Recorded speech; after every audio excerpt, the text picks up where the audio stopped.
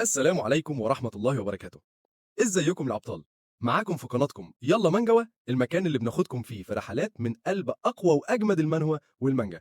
يلا بينا نبدأ حلقة النهاردة. تحذير: المحتوى اللي هتسمعه وهتشوفه دلوقتي ترفيهي وخيالي تماما ومفيش ليه أي علاقة بالواقع. كل اللي بيتقال فيه بيعبر عن خيال المؤلف ومعتقداته هو، مش معتقداتنا ولا ديننا. افتكر دايما ما تسيبش أي حاجة تلهيك عن ذكر ربنا أو تأخير صلاتك. اتفرج واستمتع بس بعد ما تخلص فروضك. صل على النبي ويلا نبدأ. هتعمل إيه لو فضلت 30 سنة بتخدم الإمبراطورية اللي عايش فيها؟ كواحد من أقوى السحرة قضيت على أعداء كتير ليها، وكمان عملت مجازر كتير قوي باسم الإمبراطورية مات فيها ناس ملهاش أي ذنب. ولما يجي وقت السلام وتعتزل وترجع تعيش في هدوء لوحدك في بيتك، وكلك أمل إنك تغسل الدم اللي على إيديك من سنين وتحاول تنسى الحياة اللي كنت عايشها، يتغدر بيك من أقرب واحد ليك، صديقك الإمبراطور. تعالوا نشوف إيه اللي هيعمله بطل قصتنا إيان. بتبدأ القصة في بيت معزول في وسط غابة وفي عز عاصفة ثلجية. بنشوف بطلنا إيان جوه البيت راكع على ركبته وبينزف من بقه بعد ما وقع الكاس المسموم من إيده، الكاس اللي كان فيه سم بيوقف المانا. الإمبراطور راجنار واقف قدامه وبيقول له: في العادي السم بيحتاج ثواني قليلة عشان يخلص على اللي شربه، لكن عشان أنا عارف قوتك خلطت معاه أكتر من نوع سم عشان موتك يكون أسرع. بيرد عليه بطلنا إيان وبيقول له: ليه؟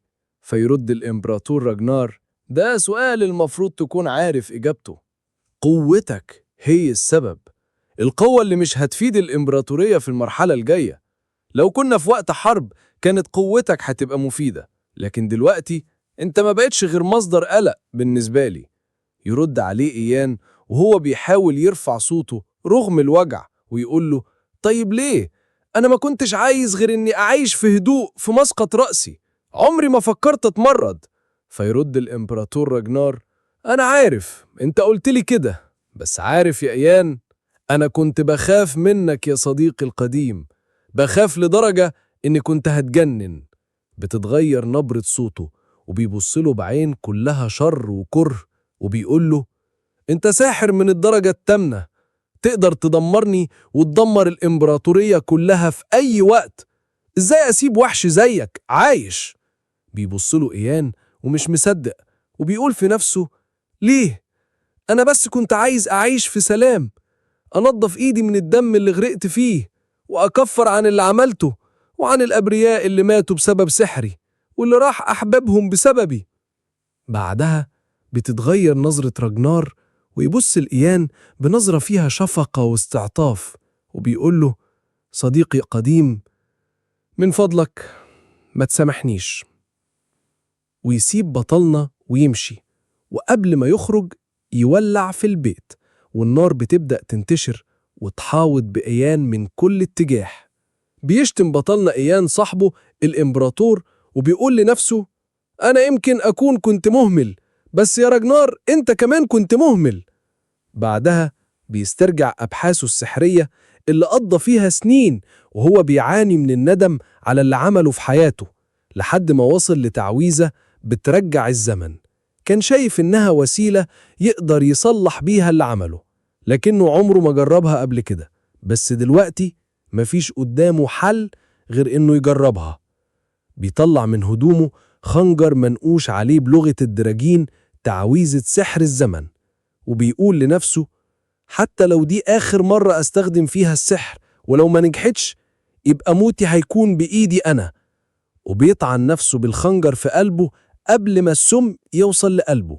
بيبدأ الدم ينزل من بقه ومن مكان الطعنة، والخنجر يبتدي يلمع ويطلع نور. وإيان بيحط إيده على الأرض ويردد كلمات التعويذة، وتحته ظهر دايرة سحرية بتنور أول ما طعن نفسه. وبيكون من جواه بيتمنى التعويذة تنجح عشان يصلح كل حاجة عملها في ال30 سنة اللي عاشهم في خدمة الإمبراطورية ويكفر عن أخطائه. وبعدها بتبدأ ذكرياته تجري قدام عينه، من وفاة والدته وعيشته لوحده وانضمامه لأكاديمية السحر لدخوله قصر الإمبراطورية وقسموا بالولاء لراجناري الإمبراطور لإزاي بقى واحد من أقوى السحرة، والمعارك والحاجات البشعة اللي عملها بقوته باسم الإمبراطورية. وفجأة بيلاقي نفسه واقف في قريته القديمة، بيبص حواليه مصدوم. إيه اللي حصل؟ مفيش دم ولا حتى علامة من طعنة الخنجر. وبيقول لنفسه أكيد حصل شيء مش طبيعي. وفجأة بيسمع صوت أمه بتنادي عليه. بيلف يلاقيها قدامه بتسأله لو حصل له حاجة. بيبص لها مندهش وهو بيقول لنفسه إزاي؟ أمي اللي ماتت هنا. بتقرب منه أمه عشان تطمنه، وهو بيسأل نفسه لو التعويذة فعلا نجحت ورجع بالزمن ولا هو دلوقتي في العالم الآخر. بيمسك إيدها وبيبص وراه، بيلاقي أطفال القرية متجمعين وحواليهم فرسان المقاطعة. بيفتكر فوراً إن ده يوم الاختبار. بيبص للرايات البيضة الخاصة بالبرج العاجي على خيم الفرسان، وبعدين يبص لإيده ويهمس وهو مش مصدق، أنا رجعت لقبل 30 سنة. وبيبدأ إيان يكلمنا عن الاختبار، وبيقول إن الاختبار ده اسمه اختبار رد فعل المانع، وبيكون عشان يختاروا السحرة اللي هم أساس قوة المملكة. وكل طفل في إمبراطورية جرين ريفر بيمر بالاختبار ده إجباري أول ما يتم 12 سنة. الاختبار متقسم لجزئين، الجزء الأول اسمه عقل المانا، وده بيكشف عن مدى استيعاب العقل للتحكم في الطاقة السحرية. والجزء الثاني اسمه قلب المانا، وده بيكشف إذا كان الجسم يقدر ينتج المانا ويدورها ويخزنها. واللي بينجحوا في الاختبارين بيتبعتوا على طول لأكاديمية السحر، ولما يتخرجوا منها بيكون ليهم مكانة وسلطة كبيرة في المملكة. بعدها بيقف إيان وهو محتار وبيفكر مع نفسه، هو فعلا رجع بالزمن؟ والنتيجة كانت فوق اللي كان متوقعه، رجع 30 سنة كاملة. وإزاي سحر الوقت اللي قضى سنين بيدرسه نجح فعلا قبل موته مباشرة؟ في البداية كان ناوي بس يغسل إيده من الدم اللي عليها ويكفر عن أفعاله وخلاص. لكن لأ، المرة دي الحياة دي لازم تكون مختلفة، لازم يرجع تاني يبقى ساحر من الدرجة التامنة ويوصل لأبعد من كده كمان. وهو بيفكر بيعدي في باله كل الناس اللي ضحوا بحياتهم وكل اللي بيملكوه عشانه واللي ماتوا باسم الولاء، حتى هو نفسه اللي تعهد لراجنار بالولاء والصداقة وفي الآخر اتقتل على إيده بعد ما اداله عمره كله. بيفوق من تفكيره والفرسان بينادوا عليه عشان دوره في الاختبار. بيبص لأمه بابتسامة واثقة وبيقول لها هخلص وهرجعلك على طول. بيروح إيان للفارس المسؤول وبيعرف نفسه، أنا إيان فيج من قرية موجليان. بيرد عليه الفارس وهو كأنه افتكر حاجة وعلى وشه ابتسامة غريبة. موجليان؟ انت ابن فينيسا، ادخل وما تزعجش الساحر بأسئلتك. بيتحرك بطلنا وبيفتح خيمة الاختبار وهو بيبص للفارس بنظرة شك من طريقته.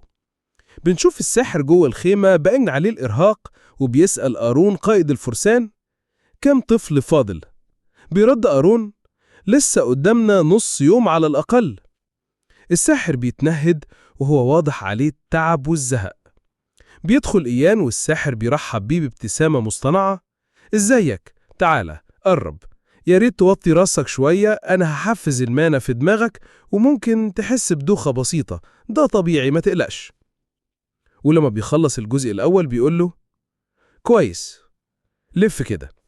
بيبصله إيان مستغرب، فالساحر بيكمل وهو باين عليه الرضا، بسرعة أنا لقيت عندك قوة عقلية للتحكم في المانع، وده معناه إنك ممكن تغير مصيرك بالكامل لو نجحت كمان في اختبار قلب المانع. إيان بيرد سيدي في حاجة عايز أوريها لك. وهو بيفكر مع نفسه الانضمام للأكاديمية مش كفاية. بيغمض عينه وبيركز وبعدها بيفتحها وبيخرج من إيده الشمال كورة نارية محاطة بألسنة لهب، ومن إيده اليمين كورة مائية محاطة بألسنة مياه. الساحر بيتصدم وبيقول في نفسه كورة نارية؟ وبعد لحظة وكورة مائية؟ ده سحر مزدوج. إيان بيقطع له تفكيره وبيقول له معرفش إزاي في يوم لقيت نفسي فجأة أقدر أعمل كده. الفرسان في الخيمة كلهم مش مصدقين والساحر معاهم مصدوم. الساحر بيسأله اتعلمت تعمل ده قبل كده؟ إيان بيرد لا ده ما حصلش قبل كده. الساحر بيبصله وعينه تنور بالأزرق. بيستخدم سحر الاكتشاف، ودي مهارة سحرية بتكشف الكذب من خلال نبضات القلب وردود الفعل. بيقوله فكر كويس قبل ما تجاوب، لو بتكذب انت وعيلتك هيتحولوا المجرمين وجيرانك كمان وممكن تتعدموا. إيان بيرد بثبات ازاي اكون بكذب؟ الساحر بيضحك ويقول في نفسه باين عليه مش بيكذب، سحر الكشف ما كشفش حاجة. مين الواد ده؟ وفجأة صوت دوشة بره الخيمة. إيان يلف وراه بسرعة ويتأكد إن الصوت ده صوت أمه، ويجري يخرج وهو بينادي عليها، ويتصدم أول ما يشوفها. أمه كانت واقفة والفارس المسؤول عن تنظيم الصف ماسك إيديها وهي بتحاول تبعد عنه. بتقوله ما تعملش كده يود، خليكي هادية، مش عارفة إن في ناس مهمة هنا؟ ويبصلها بنظرات غريبة. انتي أكيد بقالك 7 سنين عايشة كأرملة، فأكيد مش هتنفعي حتى للبيع. ما تحاوليش تمثلي إنك شريفة، اشكريني إني مهتم بيكي بوضعك ده. بترد عليه إيه اللي بتقوله ده؟ أرون قائد الفرسان بيخرج بسرعة وبيقول في إيه اللي بيحصل هنا؟ الفارس يسيب إيد أم إيان وعلى وشه توتر. لا مفيش حاجة، دي واحدة ملهاش لازمة. وقبل ما يكمل يلاقي إيان بيشتمه وبيجصله بغضب شديد وناوي يتحرك عليه، لكن الساحر اللي عمل له الاختبار بيحط إيده على كتفه ويوقفه. إيان بيبصله والساحر يبتسم ويقول للفارس الواد ده دلوقتي اسمه ساحر بعد ما نجح في الاختبارين، وده معناه إن هو وعيلته بقوا من النبلة وليهم نفس سلطتهم، واللي عملته ده يعتبر إهانة للنبلاء وكأنك بتتحدى سلطة الإمبراطور، وجريمتك دي عقوبتها الإعدام. بيقف من وراء الساحر أرون وفارس تاني ويحطوا إيديهم على سيوفهم لتنفيذ الحكم. الفارس اللي غلط بيبان عليه الرعب ويقع على ركبته قدام إيان ويعتذر له سامحني أرجوك أخي الفريق القائد. إيان بيبصله بغضب ويقول له أنت بتعتذر لي ليه؟ أنا مش الشخص اللي لازم تعتذر له. الفارس يلف بسرعة ويركع قدام أمه ويقول لها أنا آسف، سامحيني، اديني فرصة تانية. أمه بتبصله مصدومة والتوتر باين على وشها وتنادي إيان. إيان بيتنهد وبيتحرك ناحيتهم وبينزل لوش الفارس ويقول له اسمع، الناس الزبالة اللي زيك دول اللي بيتكلموا كده عن أمي أنا عارفهم كويس، وعشان كده عاوزك تنقل اللي شفته وسمعته النهاردة وقول لهم كمان أنا براقبكم. الفارس يرد وهو بيرتعش تمام أنا فهمت، شكرا ليك أيها الساحر. بيروح إيان للساحر ويشكره على مساعدته. الساحر بيرد بابتسامة مفيش مشكلة، دي مهمة البرج العاجي، نحميك. وبص لأرون وقال له يا ريت تفضل تحمي الولد وأمه الفترة دي لحد ما أقولك على اللي جاي من خلال الكرة البلورية. أرون بيبص لإيان وأمه بيقول لهم اسمحوا لي أخدكم لسكن الفرسان، باين إنه هيكون أنسب ليكم. إيان بيمسك إيد أمه اللي باين عليها التوتر وبيشكر أرون، وبعدها بينحني للساحر وبيقول له أنا هروح دلوقتي. أمه بتسأله إيان هو أنت طلعت ساحر؟ بيرد أيوة ده اللي هم قالوه.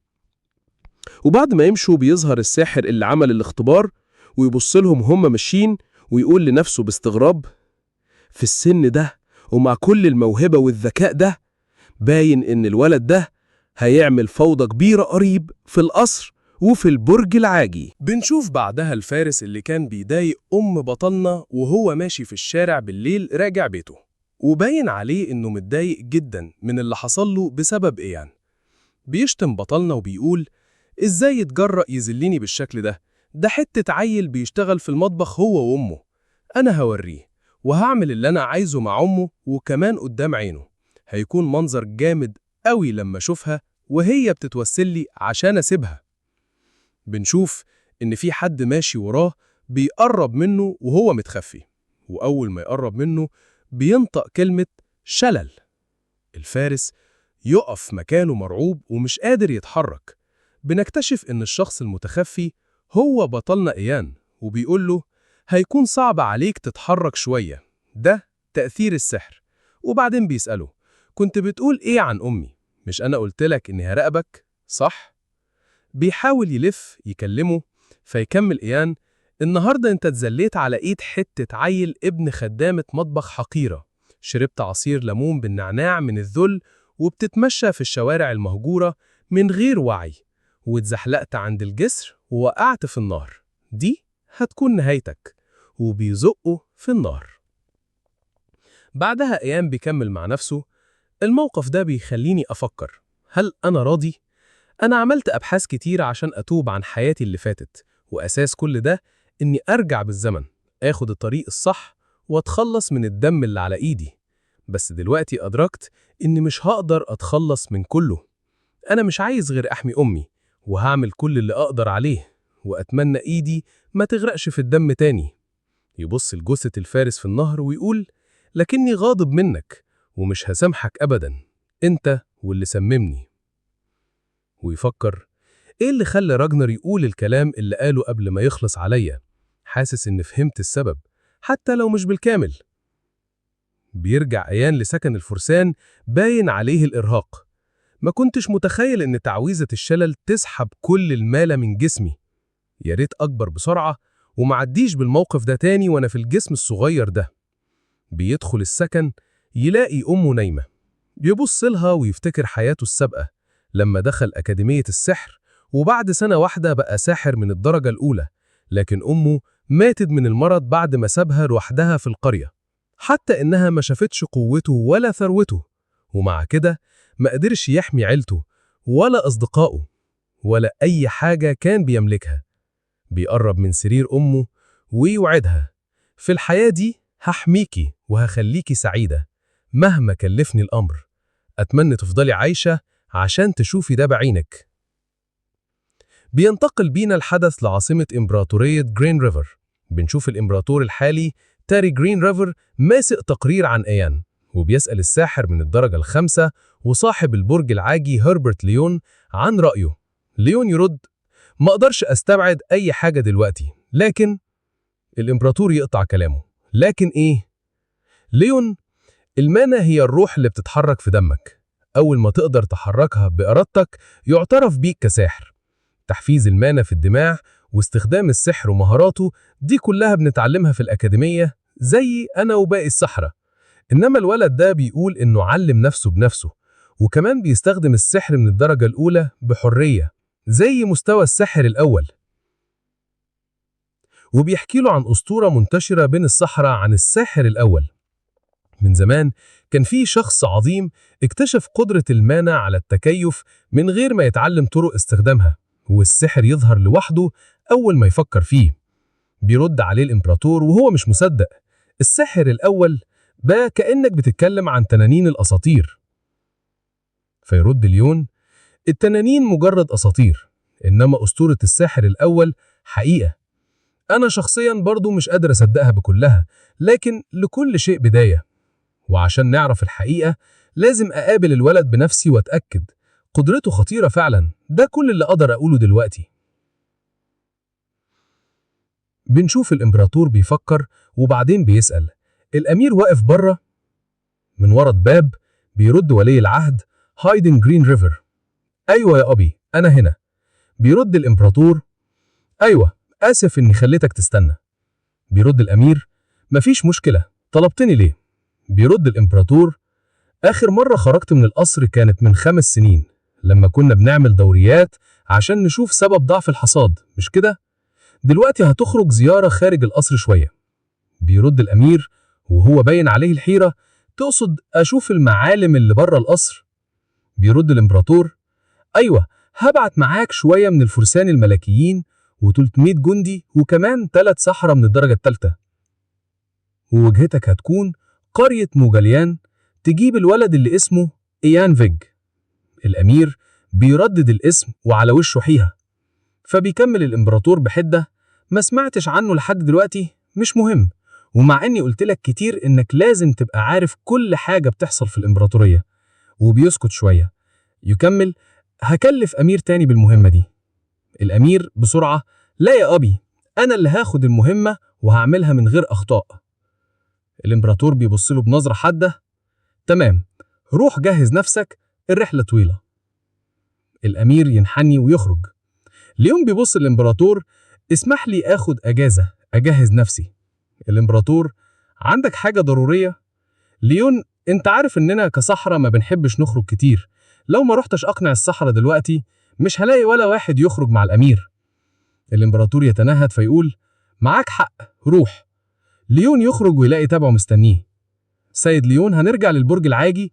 ليون بيرد: لا، عندي حاجة عاوز اعملها الاول. بتتنقل بينا الأحداث بعد كده في سكن الفرسان عند بطن إيان، وهو قاعد بيفكر إن البرج العاجي والعيلة المالكة أكيد هيتحركوا دلوقتي أو بعدين، بالحكم على رد فعل الساحر بعد ما عمله الاختبار، فاحتمال كبير يكون بلغ المسؤولين على طول. وده اللي كنت عاوزه بالظبط، لأن الإمبراطورية في حاجة شديدة الموهبة تكون قادرة على مرافقة الأمير هايدن. وعلى الرغم إن سيد البرج العاجي هربرت مرافق للأمير الخامس راجنار، لأن في حاجة لأشخاص أكتر في البرج، وده هيخلق صراعات بين العيلة المالكة والبرج. وسواء بقت في أي طرف من الطرفين أو حتى اخترت طريقي لوحدي، فالإمكانيات اللي همتلكها هتبقى من غير حدود، ومن دلوقتي مش هكون الشخص اللي بيتم التلاعب بيه. بنشوف بعدها الساحر اللي عمل الاختبار لبطلنا، والله يا جماعة مش ذنبي، لحد دلوقتي معرفناش اسمه في القصة دي، فخلينا نكمل. واقف بره سكن الفرسان وبيتكلم بصوت عالي لدرجة إن بطلنا اتخض وهو في مكانه وبيقول: يا ساحر الإمبراطورية يان فيج، تعال لدعوة جلالته. بيظهر بطلنا وعلى وشه الحيرة وبيقول لنفسه: دعوة جلالته؟ واضح إنه اتحرك أسرع مما كنت متوقع. وبيتحرك ويفتح باب غرفته وبيلاقي الساحر قدامه. بيقول له: أنت كنت صحي أصلاً؟ وبيكمل: الإمبراطور بعت لك دعوة بأمري ليك، ودلوقتي هعلمك طريقة التعامل مع العيلة الإمبراطورية. ارقى على ركبتك اليمين وحط إيدك الشمال على قلبك. بنشوف بطلنا وهو بينفذ الكلام والساحر بيندهش وبيقول في نفسه: إيه ده؟ هو فعلا أول مرة يعمل كده؟ شكله متمرس فيها. وبيكمل الساحر ويقول: يا ساحر الإمبراطورية إيان فيج، اسمع دعوة جلالته. وبيخرج من الكرة البلورية اللي ماسكها الساحر ضوء أزرق بيتشكل على هيئة رسالة، واللي بيقول فيها الإمبراطور: أنا بقدر موهبة إيان فيج واعترف بيه كساحر للإمبراطورية، وهسمح له يسجل اسمه في قائمة البرج العاجي. وكمان أنا بدعوه للقصر الإمبراطوري، وبعتله ابن البكر عشان يرافقه في رحلته للقصر. بتمنى لك الأفضل في رحلتك. بنشوف بطلنا وهو لسه راقع وبيسمع الدعوة وبيقول لنفسه: أنا عارف نيتك الحقيقية. بعد ما الدعوة بتخلص بيقول الساحر لبطلنا إن ده كل شيء بخصوص دعوة الإمبراطور، وبيقوم بطلنا من مكانه. فبيسأل واحد من الفرسان الساحر: أقدر أخده دلوقتي للقلعة؟ فيرد الساحر: تقدر تعمل كده. بيروح الفارس عند بطلنا وبيعرفه بنفسه: أنا أرنولد، قائد فرسان موجليان، وحصلنا على شرف مرافقة أنت والأمير يا سيد إيان، وأنا هوصلك بأمان لقلعة سيد المقاطعة، ونقدر نتحرك أول ما تكون جاهز. في قصر حاكم مقاطعة موجليان السيد ماركوس موجليان، بنشوف ماركوس وهو بيبص على العربية اللي فيها بطلنا وهي بتقرب على القصر، وبيوجه له كلامه لولاده اللي واقفين مع العمالين في القصر: أنا هعيد كلامي تاني، خلي بالكم من اللي بتقولوه قدام الساحر. يا رافي أنت ومارجريت، اتأكدوا أنكم تعملوه بكل احترام. وبيفكر في نفسه: على الرغم أنه صغير في السن إلا أن ده مش هينفي أنه ساحر الإمبراطورية، وعنده الموهبة اللي جذبت انتباه الإمبراطور بنفسه، ومفيش أي ضرر في التعامل معاه. بنشوف بطلنا وهو نازل من العربية مع أمه، وأرنولد قائد فرسان موجليان بيقدم له التحية باحترام. بيمسك بطلنا إيد أمه وبيتحركوا لمكان وقوف ماركس، اللي بيرحب بيه: أهلا بيك يا ساحر الإمبراطورية. بنكمل الأحداث بعد 15 يوم في قصر المقاطعة، وبنشوف 2 من خادمات القصر واقفين بيتكلموا عن بطلنا. انت شفت الشقي ده في ساحة التدريب؟ ده كان بيولع نار بإيديه العريتين. انت شايفه انهم فعلا اعترفوا بيه كساحر من غير سبب؟ ده ولد مبهر فعلا، بقاله 15 يوم متواصل في ساحة التدريب، ده حتى ممكن يكون هناك دلوقتي واحنا بنتكلم. بنشوف بعدها بطلنا في ساحة التدريب واقف بيتدرب وبيتنهد، وبعدها بيحرك ايده ويقول: صقيع نوفا. ويبدأ الجليد يغطي ساحة التدريب كلها. بيقول لنفسه ده مش كفاية. في حياتي اللي قبل كده ما كنتش بس بجمد ساحة التدريب، ده أنا كنت أقدر أجمد قصر موجليان كله. واضح إن جسمي دلوقتي قدراته محدودة، أنا محتاج حاجة أعوض بيها نقص المانا. فجأة بينادي عليه حد أيها الساحر ساعدنا من فضلك. بنكتشف إن ده كبير الخدم القصر. بيرد عليه بطلنا في إيه؟ بيرد كبير الخدم ويقول له السيد رافي اختفى، خرج من امبارح مع الفرسان عشان يصطادوا الجوبلين لكنه مرجعش، وبعتنا فرسان تانية يدوروا عليه بس ما لقوش غير آثار معركة. بيقرف بطلنا يفكر ما اعتقدش ان ده الوقت موتهم، لان اللورد ماركس هيموت على ايد واحد من الاعداء قبل حرب التوحيد اللي هتحصل في المستقبل. اما ابن رافي فاول ما الحرب تبدأ هيهرب ويسيب ارضه، وبسبب خيانته دي هيتعدم. بيرد بطلنا على كبير الخدم مش شايف ان الساحر ماركو هيبقى احسن مني في مساعدتكم؟ بيرد كبير الخدم ويقول للأسف هو بره المقاطعة دلوقتي، عنده مهام تانية. بطلنا بيفضل ساكت لحظة وبعدين يفكر لو بيفرج باستمرار للصيد احتمال كبير يكون اختفائه بسبب أحد الأعداء، وخروج الساحر من المقاطعة رغم أنه نادرا ما بيحصل على الأغلب ليه علاقة بيا. يمكن بيقدم تقارير سرية للبرج العاجي.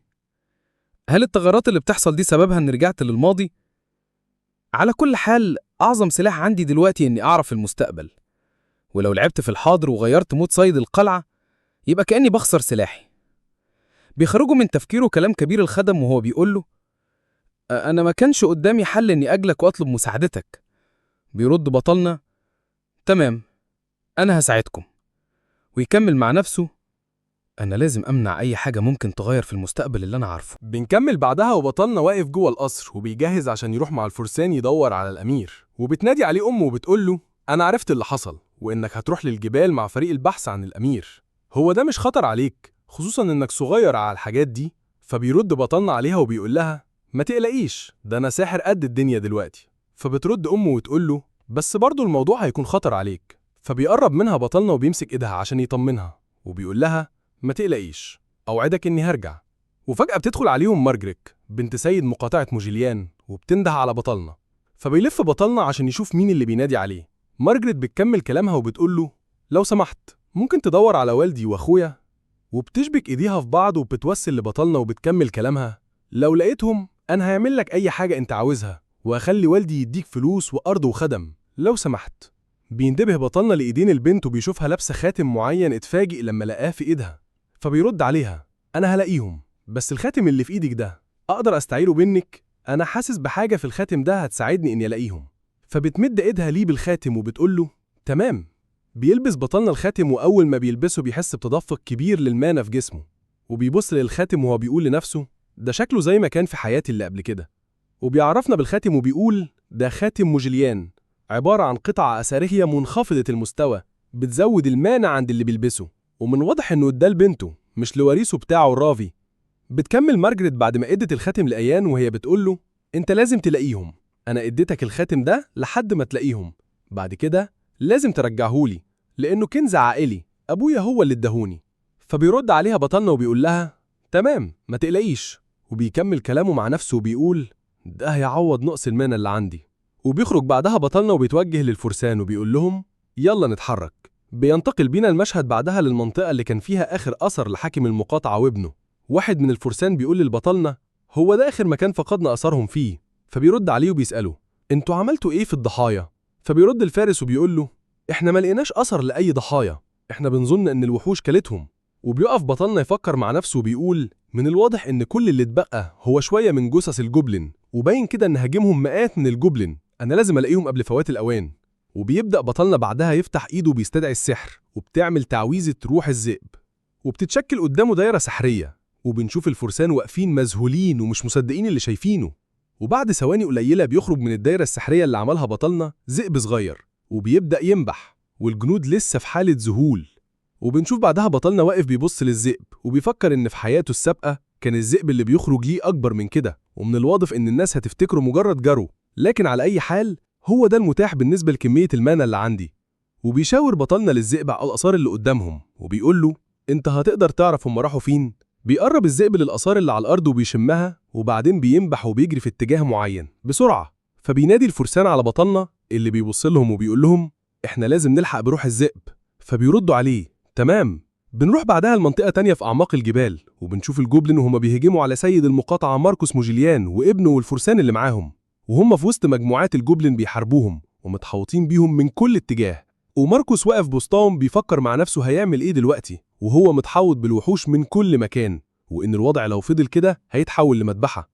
وبيقول لابنه رافي احنا هنتعامل مع الجوبلين، لكن انت لازم ترجع للقلعة وتبلغهم ان جبل موجيليان بقى في خطر كبير بسبب وحوش الجوبلين، يلا بسرعة. وبنشوف رافي وهو مفزوع وبيحاول ينده على أبوه وينبهه من وحش الجوبلين اللي رافع عصايته وبيهاجمه من وراه. بيحاول ماركوس يتفادى ضربة بسرعة لكن ما يقدرش بسبب الهجوم المفاجئ. لكن في اللحظة الأخيرة بنشوف التلج بينتشر في المكان كله، وده بسبب إن بطلنا وصل في اللحظة المناسبة وأطلق تعويذة صقيع نوفا.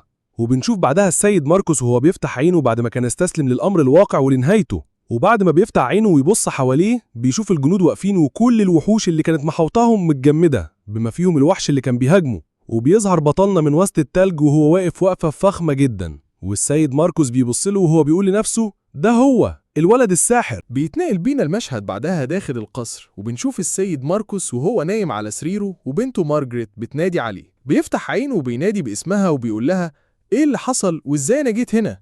فبترد مارجريت عليه وبتقول له ان السيد إيان هو اللي انقذه، وانه فقد الوعي هو ورافي اخوها لمدة يومين.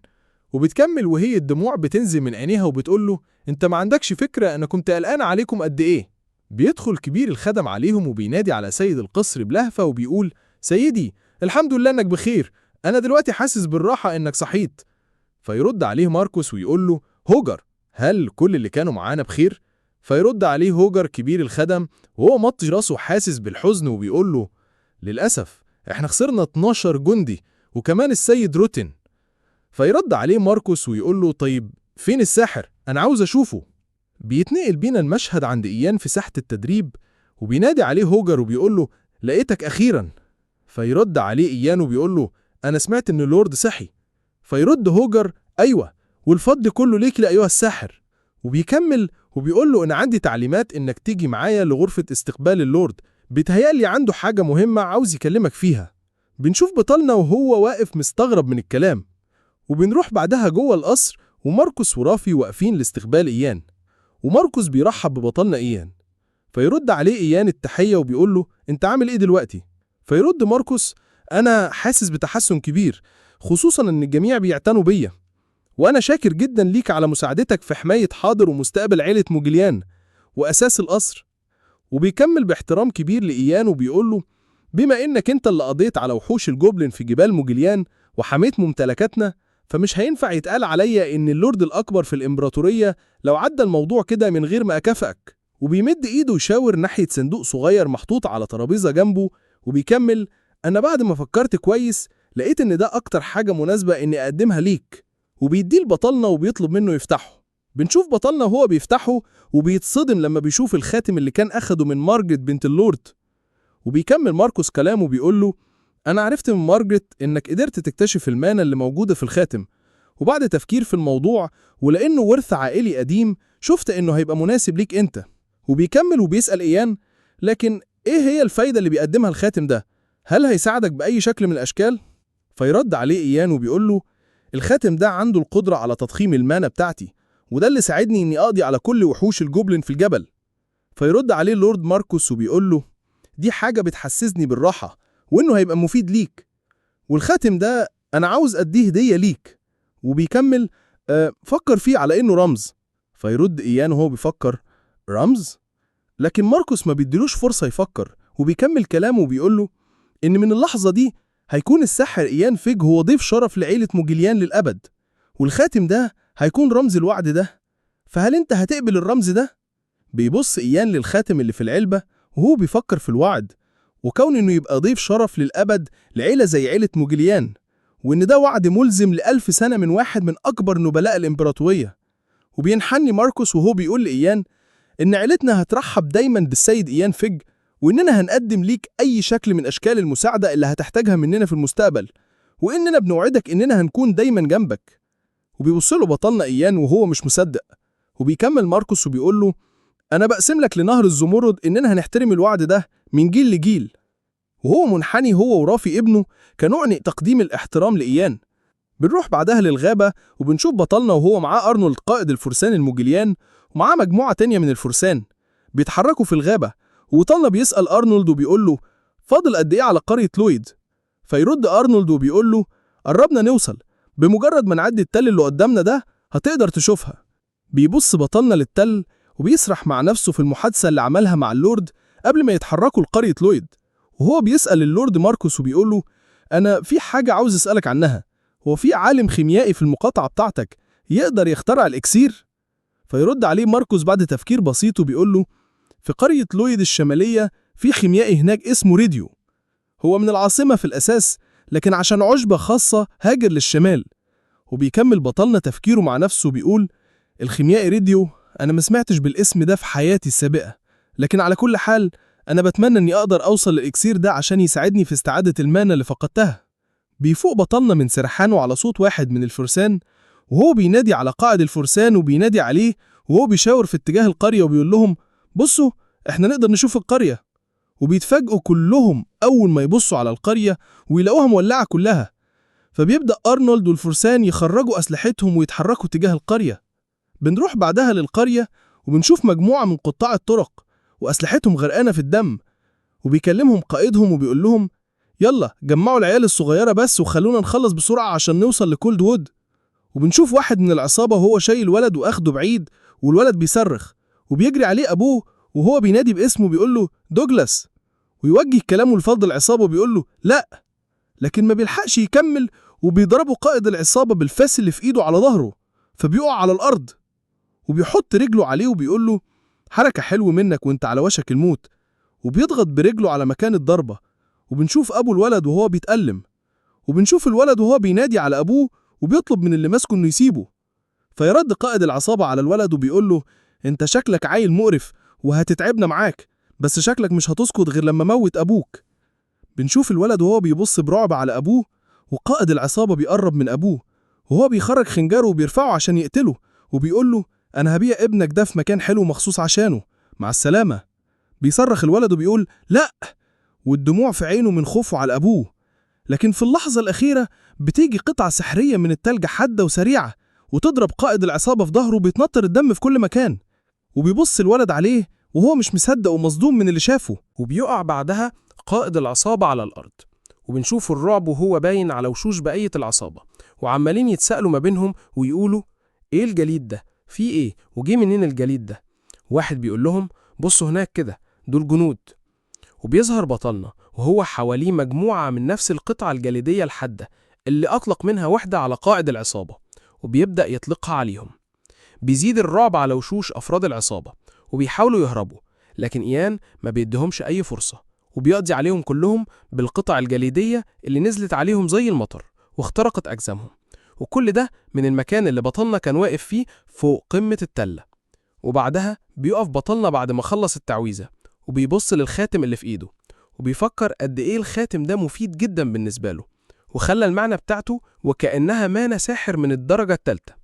بنروح بعدها للقرية وبنشوفها وآثار الحريق والهجوم باينة عليها، وأهالي القرية بيعيطوا على اللي ماتوا، وقائد الفرسان أرنولد بينادي على بطلنا أول ما دخل القرية. فبيقرب منه إيان وبيسأله إذا كان في حد من الجنود اتصاب. فيرد أرنولد ويقول له لا، ما كانش فيه فرصة أن ده يحصل بسببك.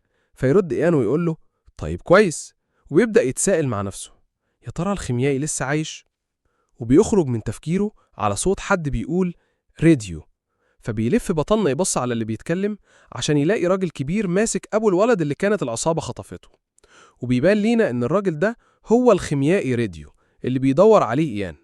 وبنشوف الولد قاعد جنبه وبينادي عليه يا بابا يا بابا. فبطلنا بيحط إيده على كتف الولد وبيقول له أنا هبص عليه. فالولد بيبص له باستغراب. فيكمل بطلنا وهو بيبص للراديو وبيقول لنفسه ده باين عليه جلده شاحب ومفيش وجود للدم، كمان في شعر أبيض شكله متسمم. وبيكتشف إيان إن ده نوع من أنواع تسمم المانا، واسم المرض ده لعنة الحاكم، وده بيتصاب بيه الشخص لما يدخل كمية معينة من المانا لعقله وهو ما عندوش قلب مانا يدورها ويخزنها، فالمانة بتفضل في الجسم وتفضل تحفز العقل وتسبب ألم شديد طول حياته من غير راحة.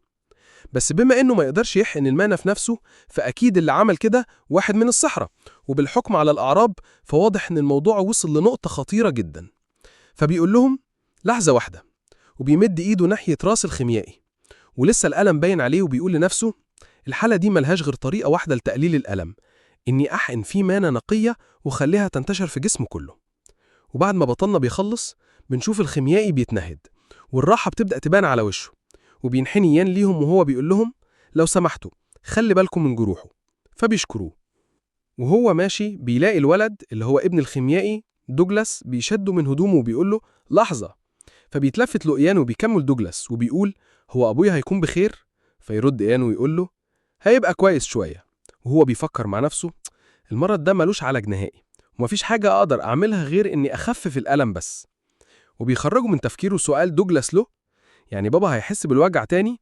فيرجع بطلنا تاني يفكر قبل ما يرد ويقول لنفسه المانة اللي حقنتها فيه هتفضل في جسمه شوية، بس الراجل ده قدامه حلين بس، ولازم هو اللي يختار، يا إما يتحقن بالمانة باستمرار ويعاني، يا إما يموت. فيرد إيان عليه ويقول له ممكن ده يحصل. وبيبان على دوجلاس الحزن ودموعه بتنزل من عينه، وبيقول إنه لازم يجيب زهرة لانديور عشان يعمل له العلاج، وبيسيب إيان وبيجري. بينده له جده بيقول له أنت رايح فين؟ أول ما إيان بيسمع اسم دوجلاس بيفتكر من حياته السابقة إن الولد ده هو دوجلاس هومان، واللي في المستقبل هيبقى أعظم خيميائي في التاريخ، وإنه في الماضي كان مجرد ولد فقير لكنه انضم لصف راجنار بسبب عبقريته في الخيمياء، وإنه لما شافه في حياته اللي فاتت كان عنده كره شديد جدا تجاه الصحراء، وبيبدأ يوبط الخيوط ببعض. الولد ده بيحاول يساعد أبوه اللي اتسمم بالمانة بسبب ساحر، وهو دلوقتي رايح يدور على زهرة لانديور اللي بتقدر توقف حركة المانة في الجسم، ولو ده حقيقي يبقى هو اللي عمل السم اللي استخدمه راجنار لقتلي في حياتي اللي فاتت. وأول بيوصل للاستنتاج ده بيستخدم تعويذة التسريع، وبيوصل لدوجلاس بسرعة ويمسكه ويقول له لسه أفراد العصابة خارج القرية، دخولك دلوقتي خطر جدا. فيرد دوجلاس وهو بيعيط وبيحاول يبعد إيد إيان، بس أنا منفعش استغنى، لازم ألاقي الزهرة وأعالجه. فإيان يستخدم تعويذة نوم عليه، وبيغيب دوجلاس عن الوعي. فبيتنهد إيان وبيسيبه ينام على الأرض، وبيفكر مع نفسه ملامحه دلوقتي مش مختلفة كتير عن اللي أنا أعرفها من حياتي القديمة. هو مش تهديد، ولو ما كنتش وصلت القرية في الوقت المناسب كانت العصابة هتقتل أبوه وكانوا هياخدوه عبد. ممكن ده يكون السبب اللي خلاه يصنع السم بأوامر من راجنار، رغم إنه عارف إنه هيستخدمه في قتل الصحراء. وبيبصله تاني بنظرة حادة ويكمل طب أتخلص منه دلوقتي؟ لكن بيحط إيده على راسه في محاولة يبعد التفكير ده عن دماغه ويقول بس هو عنده الموهبة اللي تخليه يبقى أعظم خيميائي في التاريخ، أنا ممكن أخليه في صفي. بس يا ترى لو غيرت في حياته إيه اللي يضمن لي إنه مش هيخوني بعدين؟ وبيمد إيده عشان يتخلص منه، لكن بيوقفه صوت الفارس أرنولد وهو بينادي عليه، فبيقول له في حاجة حصلت ولا إيه؟ فيرد أرنولد لا، بس أنت اختفيت فجأة فجيت أدور عليك. وبيشاور على دوجلاس اللي نايم ويقول له مين الولد ده؟ فيرد إيان حسيت إنه هيعمل حاجة غلط فنيمته. وبيتنهد وبعدها يقول له لو سمحت خده ورجعه على القرية. فيسأله أرنولد طب أنت مش جاي؟ فيرد إيان لا، في مكان عايز أروحه الأول. بتتنقل بينا الأحداث بعد كده لبيت الخيميائي ريديو هو وابنه دوجلاس، وبنشوفه هو نايم على السرير وأبوه بيسأله إذا كان نام، فبيرد دوجلاس ويقول له لأ لسه. فيكمل أبوه كلامه وهو بيبص له وهو لسه نايم بارتون قال لي إن في شوية سحرة جم للقرية وأنقذونا، وعرفت كمان إنك حاولت تعمل حاجات متهورة. فيرد عليه دوجلاس أنا بس كنت عاوز أجيب الزهرة. فيرد عليه ريديو ويقول له بس كان ممكن يبقى أفراد العصابة لسه في الغابة. فيقوم دوجلاس من مكانه وهو بيزعق طيب أعمل إيه؟ الساحر قال لي إنك هتفضل تتألم. فيرد عليه ريديو أنا كويس. فيكمل دوجلاس وهو بيعيط أنا بقالي سنة بدور على الزهرة، هي الزهرة دي موجودة أصلا؟ وفجأة بيجي صوت من بره البيت بيقول لهم هي موجودة. فيتصدم هما الاتنين ويبص ناحية باب البيت اللي الصوت جاي من وراه، وبيقول ريديو مين؟ فيرد إيان اللي كان ورا الباب ويقول أنا سمعت إنك بتدور على زهرة لاندور. فيبدأ ريديو يفكر، وبعد ثواني يفتح الباب لبطلنا، واللي أول ما يفتح له الباب بينزل غطا الراس اللي كان لابسه وبيقول له أنا آسف. وأول ما دوجلاس بيشوف بطلنا بيقول لأبوه ده الساحر اللي كنت بقولك عليه. بيبصله ريديو وهو مستغرب، وبيدخل بطلنا البيت وبيعرف عن نفسه وبيقول أنا إيان فيج، وبيحط حاجة على الترابيزة. فيسأله ريديو يقول له إيه ده؟ بيبص عليها دوجلاس باندهاش وهو مش مصدق ويقول دي زهرة لاندور. فبيقول له بطلنا أنا هديك الزهرة، بس عاوز أسألك حاجة الأول، أنت إزاي عرفت عن الزهرة دي وهي أصلا مش معروف إيه فايدتها؟ فبيرد عليه ريديو ويقول له أنا قريت عنها في كتاب. وبيجيب الكتاب يوريه البطلنا ويكمل ده كتاب أعشاب سابه ليا والدي. وبيفتح الكتاب على صفحة معينة ويكمل لو بصيت في الصفحة دي، وبنشوف إن الصفحة بتتكلم عن الزهرة، ومكتوب إنها زهرة فيها 12 ورقة وليها مفعول بيوقف المانع، ومش موجودة غير في شمال القارة، وإن الساق بتاعها وجذورها الخضراء فيها سم، وإنها أول ما تتقطف بتنشف، وكمان زراعتها وحصادها حاجة مستحيلة. فبيرد عليه بطلنا وهو لسه بيقرأ في الكتاب ويقول له هو أنت كمان والدك كان بيدرس الخيمياء؟ وبيقول لنفسه واضح إن الخيمياء دي موهبة وراثية. وبيكمل وهو بيوجه كلامه الراديو، واضح إن الكتاب ده شكله ورث عائلي. فبيرد راديو عليه ويقول له حاجة زي كده. فيكمل بطلنا كلامه ويقول له معنى كده إنك عارف إن الزهرة دي بالنسبة لأي ساحر عنده عقل مانا وقلب مانا تعتبر سم قاتل؟ فبيتفاجئ راديو إن بطلنا عارف حاجة زي دي، وبيرد بتوتر أنا فاهم ده، لكن وبيسكت شوية ويكمل لكن الخيمياء اللي احنا ورثناها من عيلتنا لا يمكن أبدا تخلينا نعمل إكسير نأذي بيه حد. وبنشوف بطلنا بيفكر مع نفسه وبيقول أنا أقدر أثق في عيلة هامون. وهو بيبص لدوجلاس بنظرة شك، ودوجلاس بيستغرب من نظرته وبيسأل نفسه سبب النظرة دي. فبيكمل إيام بعدها ويقول لهم أنا فهمت وشكرا على إجابتك على سؤالي. وبيمسك الزهرة اللي كانت متجمدة من سحره وبيبدأ يشيل تعويذة التجميد من عليها وهو بيقول لهم أنا آسف. وأول ما بيعمل كده الزهرة بتبدأ تدبل وتتحول لمجرد رماد.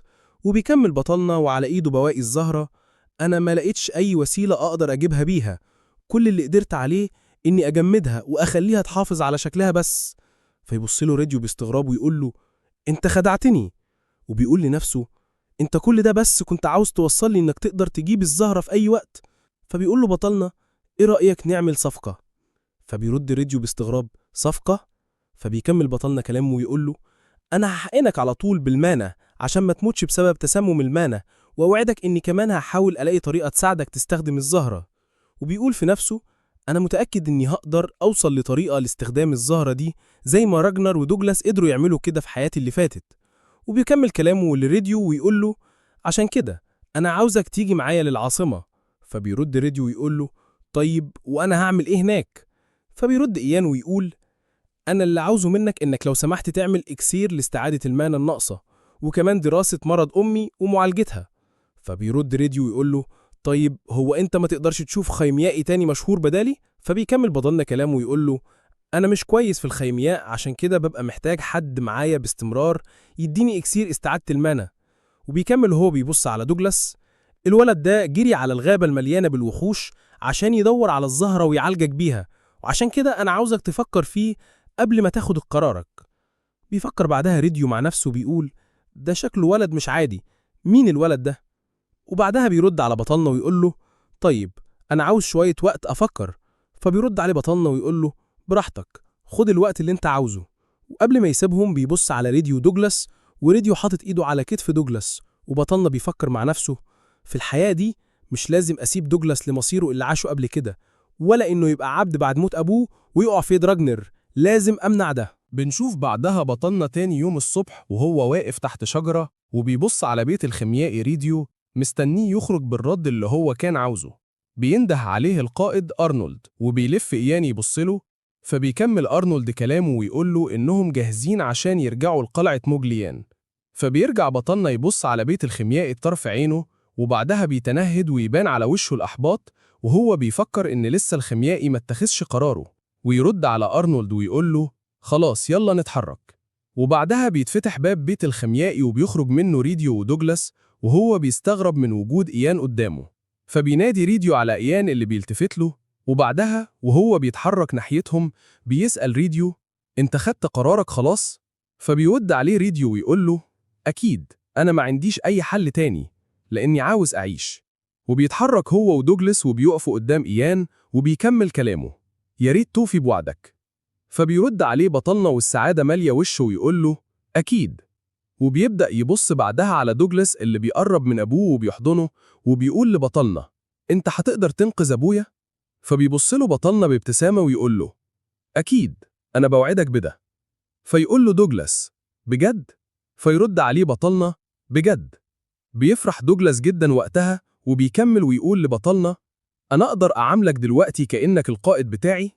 فبيرد إيان ويقول له أكيد تقدر تعمل كده. فبيرد عليه دوجلاس وهو حاطط إيده على صدره زي ما الفرسان بيعملوا مع القادة بتوعهم لما بيديهم التحية، ويقول له تمام يا سيد القائد. بيبص له بطلنا وهو محتار وبيسأل نفسه إزاي اللي أنا شايفه قدامي دلوقتي ده هو اللي كان صاحب النظرات الشريرة دي قبل كده، وبيحاول يبعد ذكرى نظرات دوجلاس من حياته اللي فاتت عن تفكيره. وفجأة بيسمعوا صوت خطمات حصان بيقرب منهم، وبيبص بطلنا ودوجلاس على اتجاه الصوت، وبنشوف إن اللي كان على الحصان هو فارس من القلعة جاي يبلغ بطلنا بحاجة. وبيقول الفارس لبطلنا إحنا لازم نروح القلعة دلوقتي بسرعة. فبيرد عليه إيان ويقول له في حاجة حصلت؟ فيرد الفارس ويقول له إني اتبلغت إن الأمير هايدن عدى نهر جاماس. فبيستغرب بطلنا وبيقول نهر جاماس؟ فبيأكد الكلام ويقول له بالظبط، ده اللي أنا اتبلغت بيه النهاردة الصبح. وبيفكر بطلنا مع نفسه هما ليه بيبلغوني بكده دلوقتي؟ وبعدها بيكمل كلامه للفارس أنا عاوز أستعير الحصان بتاعك. فبيقول له الفارس أنت بتعرف تركب إحسنة؟ فبيرد عليه إيان أنا مش كويس قوي يعني، لكن أقدر أخليه صاحبي. وبيقرب من الحصان وبيحط إيده عليه وبيستخدم تعويذة الترويض، وبعدها عين الحصان بتتحول للون الأزرق ويبان عليه أثر التعويذة. وبيكمل بطلنا ويقول للحصان أنا عاوز أروح القرية، تقدر تاخدني لهناك؟ فبينزل الحصان على الأرض ويبص لبطلنا كعلامة منه بالموافقة على طلبه. وبيوجه كلامه لأرنولد اللي كان واقف مستغرب هو وريديو من اللي عمله بطلنا مع الحصان، ويقول له لو سمحت ممكن تجيب السيد ريديو معاك للقلعة؟ لأني هتحرك أنا دلوقتي على هناك. وبيركب الحصان وبيتحرك بيه. بنشوف بعدها موكب الأمير هايدن وهو في طريقه لقلعة موجليان، والأمير هايدن قاعد في العربية بتاعته وبيفكر مع نفسه في الحديث اللي دار بينه وبين أبوه قبل ما يمشي. وبنشوفه وهو واقف في مكتب أبوه وبيقول له أنت طلبتني يا والدي؟ فبيرد عليه أبوه ويقول له أنا عاوز أقول لك على حاجة قبل ما تمشي. أنا سمعت إن هربرت سيد البرج العاجي بيجتمع بالأمير الخامس راجنار. فبيبان على وش الأمير الاستغراب من كلام أبوه، لكن أبوه بيكمل في كتير من النبلاء في صف البرج العاجي، وانت عارف إن هربرت مهم لينا وللنبلاء. لكن واضح إن هربرت بيفكر يبقى في صف راجنار، ولسه علامات الاستغراب باينة على وش الأمير. فبيكمل الأب الأمير الخامس ولد ذكي، وأنا متأكد إنه هيقدر يخلي هربرت تحت سيطرته، وكمان هيحاول يعمل كده مع النبلاء. وبيلف يبصله ويقول له أنا عايزك تعمل أي حاجة عشان تضم إيان فيج لصفك قبل ما يوصل للبرج العاجي.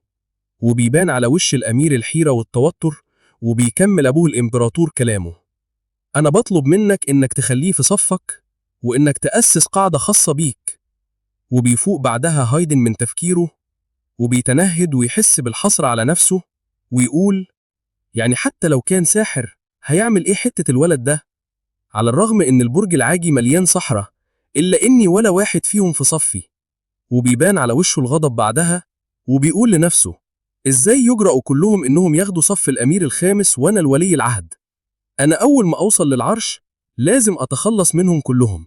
وبيقطع تفكيره صوت قائد القصر التاني أوليفر رايوود وهو على حصانه بره العربية وبيقول له يا صاحب السمو، أنا بعتقد إننا كنا لازم نبلغ القصر بتاع موجليان الأول. فبيرد عليه الأمير ويقول له أنا أعتقد إننا اتناقشنا في الموضوع ده قبل كده. فبيرد عليه الحارس ويقول له إحنا لازم نديهم شوية وقت يجهزوا فيه لاستقبالك، من فضلك لازم ناخد وضعهم في الحسبان. فبيرد عليه الأمير ويقول له بعد ما فكرت شوية افتكرت إن عيلتك جزء من مقاطعة موجليان. فبيرد عليه القائد ويقول له بالظبط يا سموك. فبيرد الأمير ويسأله فاضل قد إيه من الوقت على ما نوصل؟ فبيرد عليه القائد ويقول له فاضل يومين على وصولنا. فبيرد الأمير ويقول له تمام، أعتقد يومين كفاية. ابعت لهم رسالة خلينا نشوف فرسان الشمان ودرع الإمبراطورية هيستعدوا إزاي لوصول العيلة الإمبراطورية في خلال يومين بس. بيبص له قائد الفرسان بتوتر وهو بيفكر في كلامه، وبعدها يقول له: تمام يا سموك. بتتنقل بينا الأحداث لقصر مقاطعة موجليان، والقصر كله في حالة استنفار عشان زيارة الأمير هايدن للمقاطعة. وبنشوف اللورد ماركوس وهو بيوجه خدم القصر عشان يهتموا بتنظيف الجناح اللي هيقعد فيه الأمير هايدن ولي العهد. وبيقف يفكر مع نفسه ويقول: أنا كنت مفكر إنهم هيتأخروا أكتر من كده بما إنهم ما تواصلوش معانا، لكن فجأة وصلوا. وبيخرج من تفكيره ويسأل هوجار كبير الخدم إذا كانت العائلات التانية وصلت ولا لسه. فبيرد عليه هوجار ويقول له: نعم يا سيدي، كلهم وصلوا ما عدا عيلتين، المكفاردن والريود. اعتذروا إنهم هيتأخروا على ما يوصلوا. فبيسألوا اللورد ماركوس: طيب والساحر؟ لسه مفيش أي أخبار عنه؟ فيرد هوجار: لا، لسه مفيش أي حاجة. فبيحط اللورد ماركوس إيده على وشه وهو باين عليه القلق والضيق ويقول: وبعدين في الحوارات دي بقى؟ وبيتنهد ويقول له: طيب يلا نخرج. وبنخرج بره القصر وبنشوف واحد من فرسان القصر بينادي بصوت عالي ويقول: وصل سمو ولي العهد. وبنشوف موكب ولي العهد وهو داخل القصر، وبيقف الموكب وبينزل الأمير هايدن من العربية بتاعته، وماركوس واقف هو والنبلاء بتوع المقاطعة في استقباله. واحد من النبلاء بيقرب من اللورد ماركوس وبيسأله بصوت واطي: هو فين الساحر يا سيدي؟ وبيبان على وش اللورد التوتر من تأخير بطلنا إيان. وفجأة بيسمع صوت بطلنا وهو بيقول للحصان: قف. وبيظهر إيان وهو نايم على ظهر الحصان من التعب عشان سفره لمدة يومين عشان يلحق يوصل في الميعاد. وبيبص لماركوس ويقول له: أنا آسف على التأخير. فبيرد عليه ماركوس ويقول له: ما يهمكش، المهم إنك وصلت في الوقت المناسب، تعال من هنا. وبنشوف النبلاء اللي كانوا واقفين مستغربين إن بطلنا مجرد ولد صغير على الرغم من كل الإشاعات عن قوته السحرية والحاجات اللي عملها وإنقاذه للورد ماركوس وابنه، وإن إزاي كل ده وهو باين عليه إنه حتى ما بيعرفش يركب أحصنة. بيقف إيان جنب ماركوس اللي بيحط إيده على كتف بطلنا ويقول له: بما إن الدعوة اللي وصلتك دعوة إمبراطورية، فده بيديلك الحق إنك تكون على راس اللي هيستقبله الأمير. بيقرب الأمير وقائد الفرسان التاني للقصر الإمبراطوري أوليفر رايوود، وبيقفوا قدام إيان وماركوس، وبيسأل الأمير بطلنا ويقول له: أنت إيان فيدج؟ وبنشوف بطلنا وهو بيقول لنفسه: أنا بقالي فترة ما شفتش الوش ده. وبعد ما راسم الاستقبال واللي رسام اكتفى إنه يورينا مشهد واحد بس منها، بنكمل وبنشوف بطلنا واقف وبيبص على بقية الواقفين حواليه من سحرة البرج العاجي، وبيشد نظره واحدة اسمها سيسيليا اللي لما بتشوف إيان بيبصلها بتبادله النظرات وهي بتبتسم له. وبيكمل بطلنا مع نفسه وهو بيبادلها نفس الابتسامة ويقول: جاسوس إمبراطورية كولد وود سيسيليا. وبتتنقل بينا الأحداث بعد كده جوه صالة الاحتفالات بتاعة قصر موجليان، والأمير واقف وفي إيده كاس عصير بالليمون، والفارس أوليفر بيقول له: ما تكترش في الشرب سموك. فبيتنهد الأمير ويقول له: مفيش حاجة أعملها كويسة غير إني أشرب. ويكمل ويقول له: أنا مش مصدق إني لازم أفضل قاعد مع شوية النبلاء دول أول ما أوصل من غير أي راحة. أنا مش عاجبني الحوار ده، ولا الواد الساحر ده عاجبني هو كمان. فبيبصله أوليفر وهو بيفكر في كلامه من غير ما يرد عليه. فبيكمل الأمير كلامه ويقول له: أنا شايف إنه هيبقى أحسن لو خلصت بسرعة ورجعت بدري عشان أرتاح. وهنا حابب أقول لكم إن شكل الأمير ده هيطلع واد توتو وهيقرفنا معاه. بنشوف بعدها سيسيليا واقفة في جنب لوحدها ومعاها كاس عصير ليمون بالنعناع، وبتفكر مع نفسها وتقول: الموضوع ده شكله فيه ده حتى إمبراطورية كولد وود مهتمة بالساحر ده لدرجة إنهم بعتولي طلبين. الأول إني أتأكد من الإشاعات اللي وصلت عنه وراقبه، والطلب التاني هو إنه لو طلع الإشاعات صح يبقى أقبض عليه هو وأمه وابعته للإمبراطورية. وبتكمل وتقول لنفسها: ده إيه حقيقته الساحر ده عشان ياخد اهتمام إمبراطوريتين زي جرين ريفر وكولد وود؟ باين كده إني لازم أراقبه كويس. وبتتنقل بينا المشهد لساحة التدريب وبطلنا واقف وسيسيليا بتراقبه، وبتقول لنفسها بيتهيألي لو اختبرته اختبار صغير هنا في الساحة عشان أشوف قوته مش هيحصل حاجة حتى لو كان المكان مكشوف. وبتاخد قرارها إنها تعمل له اختبار بسيط كده، وهي بتكون كرة سحرية بإيدها اسمها قذيفة السحر، وهي بتفكر إن القذيفة دي ممكن تصيبه بس بضرر مش كبير، وبتطلق عليه بطلنا. وأول ما بتعمل كده بيخرج سهام سحرية تجاه إيان، ومن أثر الضربة التراب بيغطي المكان حواليه. وأول ما التراب يروح بتتصدم لما بتشوف بطلنا عامل درع سحري صد بيه قذيفتها السحرية، ويبصلها ويقول لها انت مين؟ فتود عليه وتقول له انت المفروض تكون عرفتني من سحري، على العموم أنا زميلتك الكبيرة من البرج العاجي، أنا بس كنت بمسي عليك كده بحاجة خفيفة. فيرد عليها بطلنا ويقول لها وانت بقى المفروض انك كده بتحييني يعني؟ فترد عليه وتقول له شوف ازاي بيتكلم السحر الصغير مع زميلته الكبيرة عشان شوية هزار، انت شكلك عاوزني اتضايق منك. فيبص لها بطلنا ويناديها باسمها الحقيقي ويقول لها بغضب سيسيليا. وبتتفاجئ سيسيليا وبتبص له وهي مستغربة، وبيتحول الاستغراب لصدمة أول ما يكمل بطلنا ويقول سيسيليا السائرة الباردة. فترد عليه وتقول له انت مين وازاي تعرف اسمي؟ فيرد عليها إيان ويقول لها أنا أعرفك كويس قوي. وهو بيكمل في نفسه ازاي ما أعرفكيش؟ ده أنا اللي قضيت على كل السائرين الباردين في الإمبراطورية في حياتي اللي قبل كده. وبيكمل كلامه ويقول لها أنا أقدر أقولك أسماء ليكي أكتر من كده كمان لو عاوزة. فبترد وتقول له ايه الكلام الفارغ اللي انت بتقوله ده؟ فبيرد عليها بطلنا ويقول لها في مثلا يول من عيلة مولتن اللي كان شغال في الاسطبل، وروبن السكرتير الامبراطوري، وإيليو من الشرطة المدنية الفرقة 9، وكمان إيزابيل كبيرة خدم قصر أنكس. وهو بيقول لنفسه ممكن يكون لسه بدري على أن تكون بقت كبيرة الخدم في القصر. انت عارفة ايه المشترك بين كل الأسماء دي؟ بالنسبة لي أنا عارف. فترد وتقول له يا سلام، وبتبص له بنظرة حادة وتكمل أنا معرفش انت عرفت الأسماء دي كلها منين، لكن كان هيبقى أحسن لو عملت نفسك مش عارف حاجة. وبتجمع قذيفة سحر نارية في إيدها وبتكمل لكن أنا خلاص عارفة أنا محتاجة أعمل إيه بعد معرفتك. وبتطلق هجوم ناري ضخم عليه، وبتقف تتفرج على النار وهي مالية المكان كله.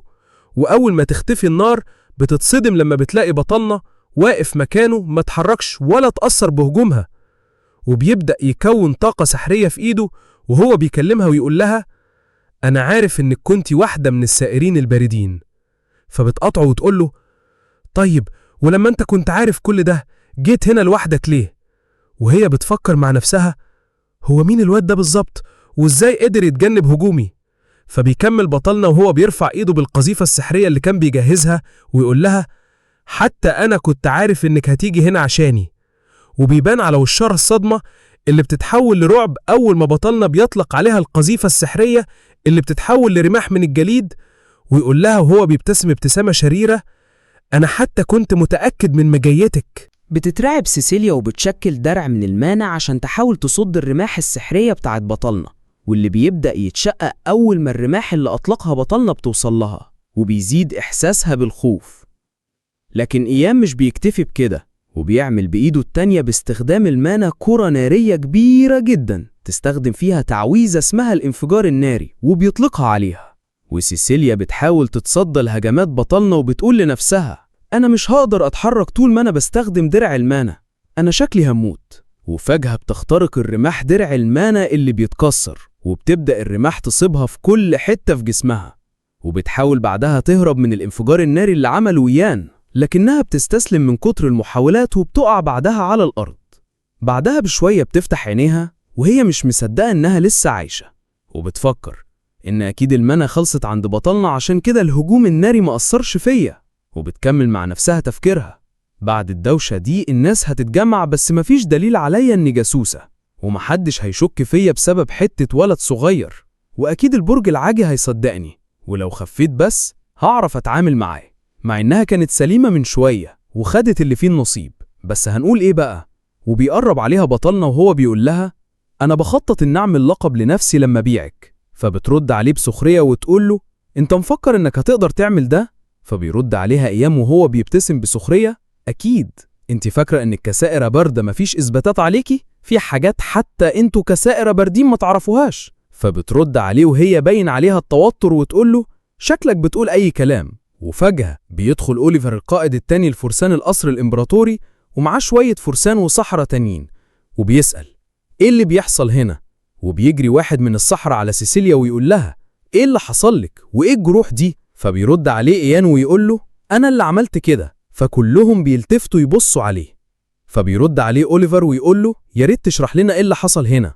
فبيرد بطلنا عليه ويقول له أنا بالصدفة شفت الست دي بتتكلم مع واحد لابس قناع. فبتقطعه سيسيليا وتقول له إيه اللي بتقوله ده؟ فبيكمل بطلنا وكأنه ملاك ما عملش أي حاجة ويقول عشان كده حاولت تقتلني من غير ما أعمل أي حاجة. فبيرد عليه أوليفر ويقول له طيب وده اللي خلاك تعمل فيها كده وتوصلها للحالة دي؟ فبيرد عليه بطلنا ويقول له أنا كنت بدافع عن نفسي عشان أفضل عايش. فبيرد عليه أوليفر تقدر تثبت كلامك؟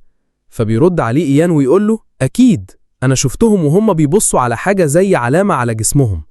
فبيستغرب أوليفر ويقول للفرسان اللي معاه دوروا على العلامة دي في جسمها. فبينفعل الساحر يقول له هو أنت مش شايف إنك زودتها شويتين يا قائد أوليفر؟ أنت نسيت إننا من سحرة البرج العاجي ولا إيه؟ فبيخرج أوليفر سيفه ويوجه ناحيته هو والساحر اللي معاه ويقول له الأمير هنا وأكيد إن ده يحصل في وجوده هتبقى حاجة مش كويسة، وسواء كان ده بسبب البرج العاجي أو لأ فواجبنا إننا نعرف حقيقة اللي حصل هنا. فبيرد عليه الساحر بتوتر ويقول له طيب على الأقل خليني أعالجها الأول. فبيرد عليه أوليفر وهو بيشاور للفرسان اللي معاه عشان يبدأوا يفحصوا جسمها ويقول له ده هيحصل بعد ما نفحص جسمها. وبعد ما خلصوا بيسألهم أوليفر إذا كانوا لقوا حاجة على جسمها. فبيرد عليه الفرسان ويقولوا له لا ما لقيناش أي حاجة. فبينفعل الساحر اللي كان لسه واقف شبه الفار المبلول من الخوف من شوية ويقول له أنا عاوز أعرف إيه بقى لازمة اللي حصل ده كله وإزاي تشكوا فيها بالشكل ده. وبيقول الساحر التاني اللي واقف جنبه إحنا لازم نعالجها حالا. فبيبص أوليفر لإيان ويقول له أنت كنت بتكذب؟ فبيرد عليه بطلنا ويقول له أكيد لأ. وهو بيتحرك ناحية سيسيليا اللي بتكون بترتعش من الخوف ويقول لها أول ما يقرب منها وريني أفاكي كده الله يسترك. فبتسأله وتقول له أنت بتعمل إيه؟ وبطلنا حط إيده على قفاها وبيخرج طاقة سحرية من إيده. وبيتفاجئ الاتنين سحرة اللي كانوا بيحاولوا يخرجوها من الموقف ده وهم شايفين اللي بطلنا بيعمله، لأنه أول ما خلص ظهرت علامة ستم المانع على قفاها. فبتبص سيسيليا لبطلنا بغضب وتقول له إيه اللي أنت عملته ده؟ فبيضحك بطلنا بخبث ويقول لها أنا كنت بفكر في اللي أنتوا بتعملوه، واضح إنكم كنتوا بتشوفوا الختم ده. وبيبدأ بطلنا يشرح لنا عن الختم ده وبيعرفنا عن منظمة السائرين الباردين إنهم مجموعة مرتزقة سريين بيتم استخدامهم في الاغتيالات والتجسس على الإمبراطوريات، وإن الختم ده كل اللي بيبقوا في المنظمة بتبعتوا لهم التدريب بيه، وحتى هم كمتدربين ما بيبقوش عارفين عنه أي حاجة، وإن المعلمين بس في المنظمة هم اللي بيبقوا عارفين بالختم، حتى إن بطلنا نفسه ما كانش هيعرف عنه حاجة لولا إنه قعد سنة كاملة في حياته السابقة يعذب مسؤول من المنظمة عشان يطلع منه المعلومات دي. بيبص أوليفر للسحرة ويقول لهم حد فيكم يعرف إيه العلامة دي؟ فبيرد واحد منهم بتوتر ويقول أنا أول مرة أشوفها. ويوجه كلامه لبطلنا ويقول له طيب وإنت؟ فيقول له إيان أنا أول مرة أشوفها أنا كمان. فبيقف أوليفر يفكر مع نفسه ويقول على الرغم إن محدش عارف حاجة عن العلامة دي إلا إنها تعتبر دليل برضه. وبيقول للسحرة طيب عالجوها دلوقتي وبعدين هنستجوبها، وجهزوا سجن المانا لو سمحتم. فبيردوا عليه وهم موطيين راسهم من الكسوف اللي بقوا فيه ويقولوا له حاضر. وبيبص لبطلنا ويقول له إيان لو طلع اللي بتقوله حقيقي الإمبراطور هيكافئك. بنروح بعدها للجناح اللي قاعد فيه الأمير هايدن وبيقول لأوليفر اللي حكاله عن اللي حصل يعني الولد ده هزم ساحر من البرج من المستوى الثالث. فبيرد عليه أوليفر ويقول له بالظبط سموك. فبيضحك الأمير ويقول أنا ما كنتش متخيل إنه شاطر قوي كده. ويكمل ويسأل أوليفر أنت إيه رأيك فيه؟ فبيرد عليه أوليفر ويقول له أنا بيتهيألي إن التقارير اللي جات لنا عنه كلها حقيقية. طريقة كلامه وتصرفاته بتقول إنه مش مجرد ولد عادي. فبيسكت هايدن ويفكر شوية وبعدين يقول لأوليفر أنا شايف إني هحتاج أشوفه الأول قبل ما أخد قراري الأخير بخصوصه. هاتوا لي هنا دلوقتي. بعدها بطلنا بيدخل وبينحني باحترام للأمير ويقول له: أنت طلبتني جلالتك. فبيرد عليه الأمير: أيوة طلبتك. أنا سمعت إن كان في واحدة من السحرة الماهرين في البرج العاجي، أنت اكتشفت إنها جاسوسة من إمبراطورية كولد وود، وأنا شايف إن دي حاجة أنت تستحق عليها الشكر، وإن لولاك ما كناش هنقدر نكتشفها. فبيرد عليه بطلنا ويقول له: شكرا ليك سموك. فبيكمل الأمير كلامه: أنا برضو شايف إن مجرد الشكر مش كفاية، أنا عاوز أكافئك، قول لي إيه اللي أنت عاوزه. فبيقف بطلنا يفكر قبل ما يرد ويقول في نفسه: واضح إنك بتحاول تعرف أنا بفكر في إيه بسؤالك عن اللي أنا عاوزه. طيب أقول له ولا لأ؟ وبعد تفكير بيرد بطلنا ويقول له: لو سموك تسمح لي إني أزور المكان بتاع البرج العاجي القديم اللي على طريق القصر الإمبراطوري. فبيستغرب الأمير ويقول له: مكان البرج العاجي القديم؟ أنت ليه عاوز تروح هناك؟ ما أعتقدش إن في حاجة تستاهل إنك تروح عشانها. فبيرد عليه إيان ويقول له: أنا قريت عنه كتير في القصص، ودايما كنت بتمنى إني أزوره ولو مرة واحدة في حياتي. بيستغرب الأمير ويفكر مع نفسه: واضح إنه مجرد ولد صغير بيضيع فرصة زي دي بمجرد طلبه لزيارة مكان أثري قديم وخلاص. وبيرد على إيان ويقول له: تمام، هبقى أخليك تزوره في طريقنا. وبيبتسم بطلنا عشان وصل لهدفه ويقول لنفسه: واضح إني هقدر أحصل على العنصر المخفي في القبو بتاع البرج العاجي القديم أسرع مما توقعت. وبيكلمنا إيان عن العنصر المخفي ويعرفنا إنه عبارة عن كتاب لغة التنانين، والكتاب ده يعتبر المفتاح اللي كان قدر يوصل منه بطلنا لسحر الزمن اللي رجعه للماضي تاني. الكتاب ده فيه كل أساسيات ومعاني لغة التنانين واللي تعتبر أساس سحر الزمن، وإن بطلنا قبل ما يموت بسنين قليلة لقى الكتاب ده وقدر يفهم منه حاجات بسيطة، بس للأسف لقاه متأخر. أما دلوقتي وهو لسه قدامه وقت كبير، مش قادر يتخيل هيوصل لإيه بدراسته للكتاب ده في حياته الجديدة، وإنه يقدر بعد دراسته يرجع بالزمن في أي وقت. وبيبان على وشه السعادة من حاجة زي دي. بعدها بنشوف موكب الأمير بعد ما أخد بطلنا معاه، وأم بطلنا بتبص من شباك العربية اللي راكبينها على القمر وبتقول لإيان: دي أول مرة نخرج فيها من المقاطعة، مش كده يا إيان؟ فبيرد عليها إيان ويقول لها: معاكي حق يا أمي. فبينط الكيميائي ريديو ويقول لها: أنا أول ما نوصل للعاصمة هبقى المرشد الخاص بيكي. وابنه دوجلاس بيبصله باستغراب. وبيكمل ريديو ويقول لها: أنا يمكن ما يبانش عليا، بس أنا أصلاً كبرت في العاصمة وعشت فيها فترة طويلة جداً. فبترد عليه بابتسامة خجل وتقول له: شكراً ليك. فبيبصله بطلنا وهو متضايق ويقول لنفسه: وبعدين بقى الجدع الخنزير ده هيقعد يرمز لست الحبايب ولا إيه؟ وبينتبه بطلنا بعدها لما الفارس الإمبراطوري التاني النقيب باول بيقول له: إحنا وصلنا. وبنشوف إنهم وصلوا لمكان البرج العاجي القديم. وبيكمل باول كلامه: إحنا هنقعد هنا يومين زي ما قال لنا سمو الأمير، تقدر براحتك تستكشف المكان طول ما إحنا هنا. ويكمل ويقول لهم: كلكم تعالوا معايا، أنا هاخدكم دلوقتي للمكان اللي هنقيم فيه اليومين دول. وبيدخلوا القرية وبنشوف مجموعة من سكان القرية واقفين لاستقبال الأمير. وبيتكلم كبير القرية وهو كأن لسانه بقى طبلة: التفكير في إن صاحب السمو بيزور قريتنا البسيطة ده شرف هيدوم لآلاف الأجيال في قريتنا. فبيضحك الأمير ويقول له: دي حاجة لا تذكر. فبينتبه بطلنا لصوت الضحكة بتاعت الأمير ويقول في نفسه: الأمير ده شكله بيتعامل بطريقة كويسة مع المدنيين. أنا فاكر إن في حياتي السابقة كان دايما على وشه ملامح الغموض والظلام، وخصوصا لما كان بيشوفني جنب راجنر. عشان كده أنا متأكد إن تعبير وشه اللي أنا شايفها دلوقتي دي ما بيظهرهاش لحد من العيلة الإمبراطورية ولا النبناء التابعين ليها، إنما بتظهر شخصيته الحقيقية وهو وسط العامة. وده اللي يخليني متأكد من تفضيل الإمبراطور ليه.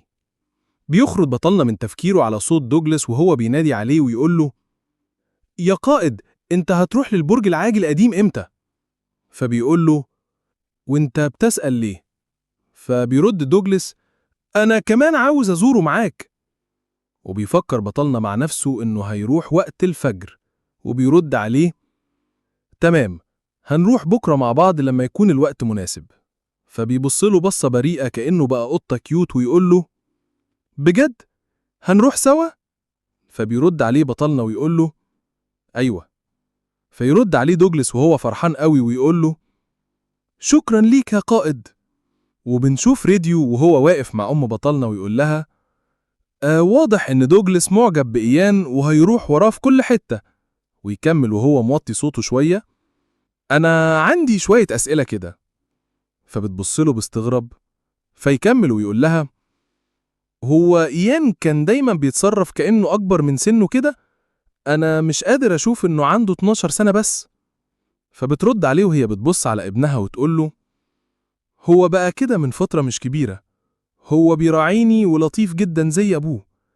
أنا عارفة إنه بيراعيني ولطيف جدا، وإنه فعلا بيحاول يملى الفراغ اللي سابه أبوه في حياتنا، ودي حاجة بتحسسني بالزعل عليه. فبتسود لحظة صمت قبل ما يرد عليها راديو، وبيقول في نفسه: زي أبوه؟ وبعدين بيسألها: هو أبوه كمان كان ساحر؟ فبترد عليه: لأ، فران كان شخص عادي بيروح شغله كل يوم زي أي حد. وقبل ولادة إيان، فران راح في يوم شغله ومرجعش، وبعد 5 سنين اللي رجع بس هي الحاجات اللي كانت معاه، بس لسبب ما إيان بقى. وسكتت. فبصلها راديو عشان تكمل، لكنها بتتنهد وتقول له: ما تشغلش بالك، مفيش حاجة مهمة. بعدها بنشوف بطلنا وهو واقف قدام مكان البرج العاجي القديم، وبيبصله وبيقول لنفسه: المكان لسه زي ما كان قبل كده. وبيبدأ يسترجع ذكرياته من حياته اللي قبل كده، وبيقول: رحلتي بعد حرب الاتحاد بعيد عن الإمبراطورية والبرج العاجي في تتبع الرياح ومسار النجوم كانت رحلة بلا نهاية. يا ترى كانت مجرد صدفة هي اللي دخلتني المكان ده وقتها؟ لا، ممكن تكون حاجة معينة هي اللي جابتني هنا وقتها. وبنعرف عن تاريخ المكان إنه من 300 سنة كان في حرب كبيرة بين سحرة البرج العاجي وأشباه التنانين، واللي بتعتبر سلالة من التنانين. والسحر الأسود الخاص بأشباه التنانين والوحوش كان قوي كفاية إنه يدمر الإمبراطورية كلها. لكن الأمير ولي عهد الإمبراطور الساحر الأول ميخائيل جرين رافر قاد السحرة من أعلى المستويات وأقواهم عشان يهزموهم، وكمان قدروا يتسببوا في انقراضهم للحفاظ على السلام في الإمبراطورية. وعلى الرغم أنه كان أكبر المساهمين في رجوع السلام للإمبراطورية، إلا أنه رفض يبقى الإمبراطور وفضل يبقى سيد البرج العاجي، وأسس برج جديد في العاصمة الإمبراطورية الحالية جرين ريفر ديام. ومن بعدها المكان ده بقى مهجور من سكان الإمبراطورية لحد وقتنا ده. وبنشوف بطلنا وهو بيحاول يفتكر المكان اللي كان موجود فيه الكتاب بالظبط، وبعدين بيقرب من صخرة معينة وبيضخ فيها المعنى، فتتفتح قدامه فتحة فيها سرداب بسلالم نازلة لتحت. بينزل بطلنا وبيستخدم سحر النور عشان يقدر يتحرك بحرية في السرداب وينور المكان كله. بيلاقي قدامه وحش قاعد واخد وضع تمثال، وأول ما الوحش بيشوف بطلنا يزقر عليه، لكن بطلنا يبصله بلا مبالاة ويقول لنفسه: أنا فعلا اتخضيت لما شفته أول مرة قبل كده، أصل محدش يتوقع إن الوحش اللي انقرض من 300 سنة يبقى موجود هنا. الوحش بيفتح بقه ويصرخ على بطلنا ويتحرك عشان يهجم عليه، فإيان يستخدم سحر كرة المية ويطلقها على الوحش، والوحش بياخدها في بطنه ويطير لورا ويترزع في الجدار ويكسره. وبطلنا يقول في نفسه وهو باين عليه الإرهاق: قتل وحش زي ده كان سهل جدا بالنسبة لي في حياتي السابقة، لكن دلوقتي هحتاج أبذل مجهود أكبر من كده عشان أقضي عليه. الوحش بيفوق تاني من قصر الضربة ويبص لبطلنا بغضب وينطلق عليه تاني، فإيان يحط إيده على الأرض ويعمل دايرة سحرية ويستخدم تعويذة رمح الجليد، واللي بتطلع من الأرض رماح جليدية كبيرة تخترق بطن الوحش اللي بيصرخ بعدها من الألم. وبطلنا بيكمل عليه ويفعل تعويذة البرق، وساعتها بتنزل صاعقة على الوحش تخليه يصرخ أكتر وأكتر وهو بيتشوي في مكانه. وبعد ما بيقضي بطلنا عليه بيبصله وهو متفحم ويقول: السرداب السري التاني اللي مخفي فيه الكتاب المفروض يفتح دلوقتي. وفعلا بتبدأ حتة من الأرض جنبه تتحرك وتظهر مكانها فتحة. أول ما يشوفها بطلنا يبتسم ويقول: واضح إن كل حاجة لسه زي ما هي من حياتي اللي فاتت. وبيفعل تعويذة سقوط الريشة عشان ينزل من الفتحة اللي ظهرت، وبعد ما يوصل للأرض يبدأ يتحرك ناحية الترابيزة اللي الكتاب محطوط عليها، ويبص للكتاب وهو مبتسم ويقول: أنا لقيتك المرة دي بدري قوي عن ما كنت أتوقع. وبنشوف إن اسم الكتاب لفافة لغة التنين، ويسأل نفسه مين اللي حط الكتاب هنا؟ هل التنانين ولا ممكن يبقى الساحر الأول؟ وبيكمل: لغة التنانين لغة صعبة جدا وما قدرتش أفهمها كلها في حياتي السابقة. يا ترى هقدر أفهمها المرة دي؟ بيمسك الكتاب ويفتحه ويتصدم لما يلاقي أوراق الكتاب فاضية، ويقلب في بقية الصفحات ويسأل نفسه إيه اللي حصل؟ وبيحاول يفكر هل السبب إن استخدمته قبل كده في الرجوع للماضي فبالتالي ما عادش أقدر استخدمه مرة تانية؟ ويحاول يطلع أي صوت بلغة التنانين اللي استخدمها عشان يرجع للماضي، لكنه يتصدم إنه مش قادر يعمل كده، ويقول لنفسه لغة التنانين دي لغة سحرية بتحتاج للمعنى عشان تقدر تستخدمها، وهي مجرد تعبيرات صوتية. وباللي حصل واضح إني ما أقدرش أستخدم لغة التنانين تاني لأن استخدمتها بالفعل، وبما إن التنانين انقرضوا فمش هقدر أوصل لأي حاجة عن اللغة تاني، وبالتالي ما أقدرش أستخدم سحر الوقت تاني ولا أرجع للماضي في أي وقت زي ما كنت فاكر.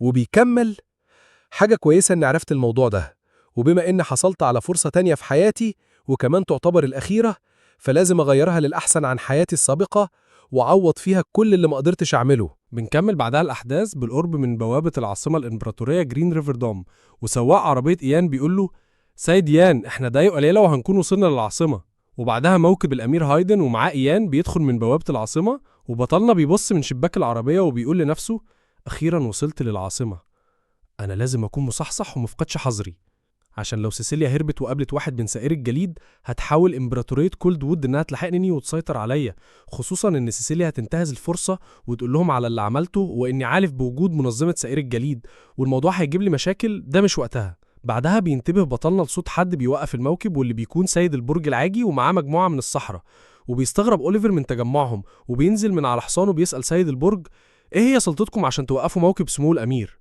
فبيرد عليه سيد البرج: ده أمر من جلالة الإمبراطور. وبيطلع لأوليفر وثيقة الأمر الإمبراطوري ويكمل: الوثيقة دي فيها أوامر الإمبراطور بإن إحنا البرج العاجي معانا كل الصلاحيات عشان نتولى موضوع سيسيليا وكل حاجة بتتعلق بيها. فبيرد أوليفر عليه وهو باين عليه الغز: وأنا شايف إنك مستعجل أول الدرجة اللي تخليك تبقى في انتظارنا بالوثيقة الإمبراطورية قبل حتى ما ندخل العاصمة.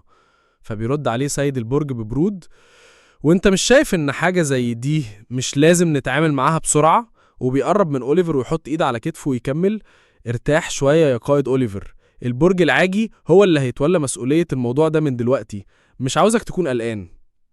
وبيبان على أوليفر الغضب، ولكن بيتملك أعصابه ويوجه كلامه للجنود ويقول لهم يسلموا المجرمة لسيد البرج.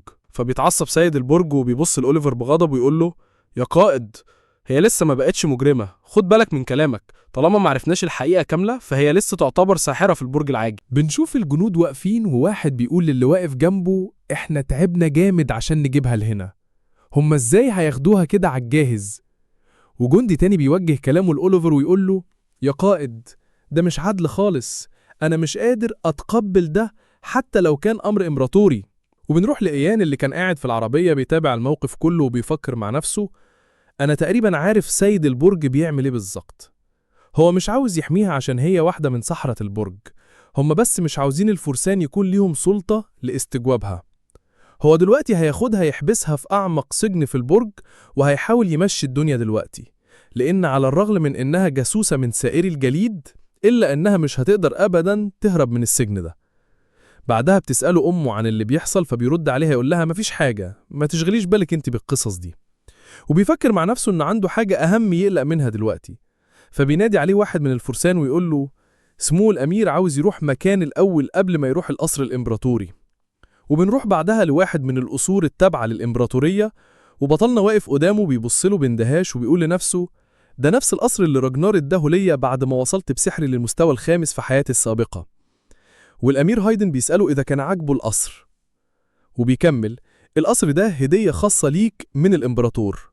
فبيرد عليه إيان وهو منحني احترام ليه: ده دين أنا مش هقدر أسدده لجلالته.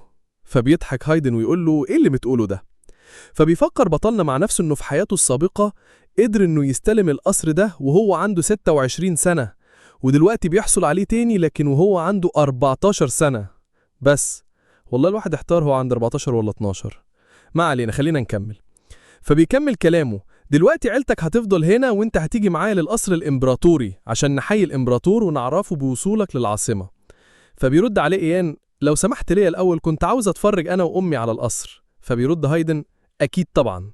فبيشكروا إيان. وبنروح بعدها لداخل القصر وبنشوف بطلنا وأمه معاه، وهو بيسألها إذا كان القصر عجبها، فبترد عليه: قصدك إيه إنه عجبني؟ فبيرد عليها: القصر ده هيكون بيتنا الجديد من دلوقتي. فبترد وهي مش مصدقة: المكان ده؟ فبيرد ويقول لها: أيوة. وبيكمل مع نفسه: أنا لما خدت القصر ده قبل كده كانت للأسف أمي مش عايشة، ما كانش مهم بالنسبة لي أنا قد إيه قوي، لأن في النهاية قوتي ما ساعدتنيش إن أرجعها للحياة، لكن ده ما بقاش مهم دلوقتي، لأن الحاجات اللي كنت عاوز أعملها ليها وأعملها معاها دلوقتي أقدر إن أعملها. فبترد أمه عليه وتقول له: أنا مش مصدقة، هو ده مكان إحنا نقدر نعيش فيه؟ ده مكان لعيشة الملوك. فبيرد إيان: ده كان قصر بيستخدموه العائلة الملكية، إيه رأيك؟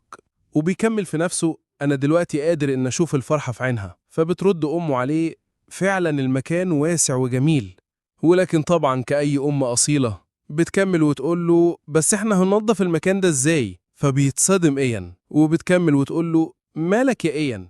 وهو بيكمل مع نفسه: أنا مش مصدق اللي هي بتفكر فيه، بس أنا لازم أتأكد إنها مش هتقوم بأعمال البيت دي تاني، أو حتى إنها متفكرش فيها. وبعدها بيروح بطلنا عشان يغير هدومه ويلبس الحتة اللي على حبل عشان يقابل الإمبراطور، وبيقول لنفسه: أنا حاسس بتوتر، أنا حتى في حياتي السابقة ما قابلتش الإمبراطور شخصياً، لأن في الوقت اللي خلصت فيه دراستي في الأكاديمية وخرجت للعالم كان هو على فراش الموت، وكل اللي كنت أعرفه عنه إنه كان دايماً حكمته واتخاذه للقرارات الجيدة حاجة الكل بيشحت بيها. أنا نفسي فعلاً إن هو ده أتعلم منه الحاجات دي. وبيبص من الشباك عشان يشوف مكان هو عارفه كويس، وهو قصر الأمير راجنار، وبيسأل نفسه: يا ترى بتعمل إيه دلوقتي يا راجنار؟ وبيكلمنا عن راجنار إنه كان ابن من واحدة من حريم الإمبراطور، وعلى الرغم إنه الأكثر شبه للإمبراطور من أبنائه في الشكل، إلا إنه كان شخص بارد المشاعر وكان بيقابل إحسان الإمبراطور ليه بالبرود.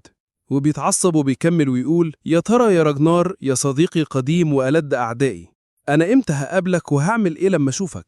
وبيروح إيان بعدها للقصر الإمبراطوري، وبيقابله خادم الإمبراطور على باب القاعة اللي مستنيه فيها، وبيقول له: اتفضل يا سيد إيان، جلالته في انتظارك. وبيدخل بطلنا. بنشوف الإمبراطور وهو قاعد على العرش وجنبه واقف الأمير هايدن، فبيركع بطلنا ويقدم التحية للإمبراطور اللي بيقول له: ارفع راسك يا فارس الشمال يان فيج، انت عملت حاجات كتيرة قوي بالنسبة لسنك.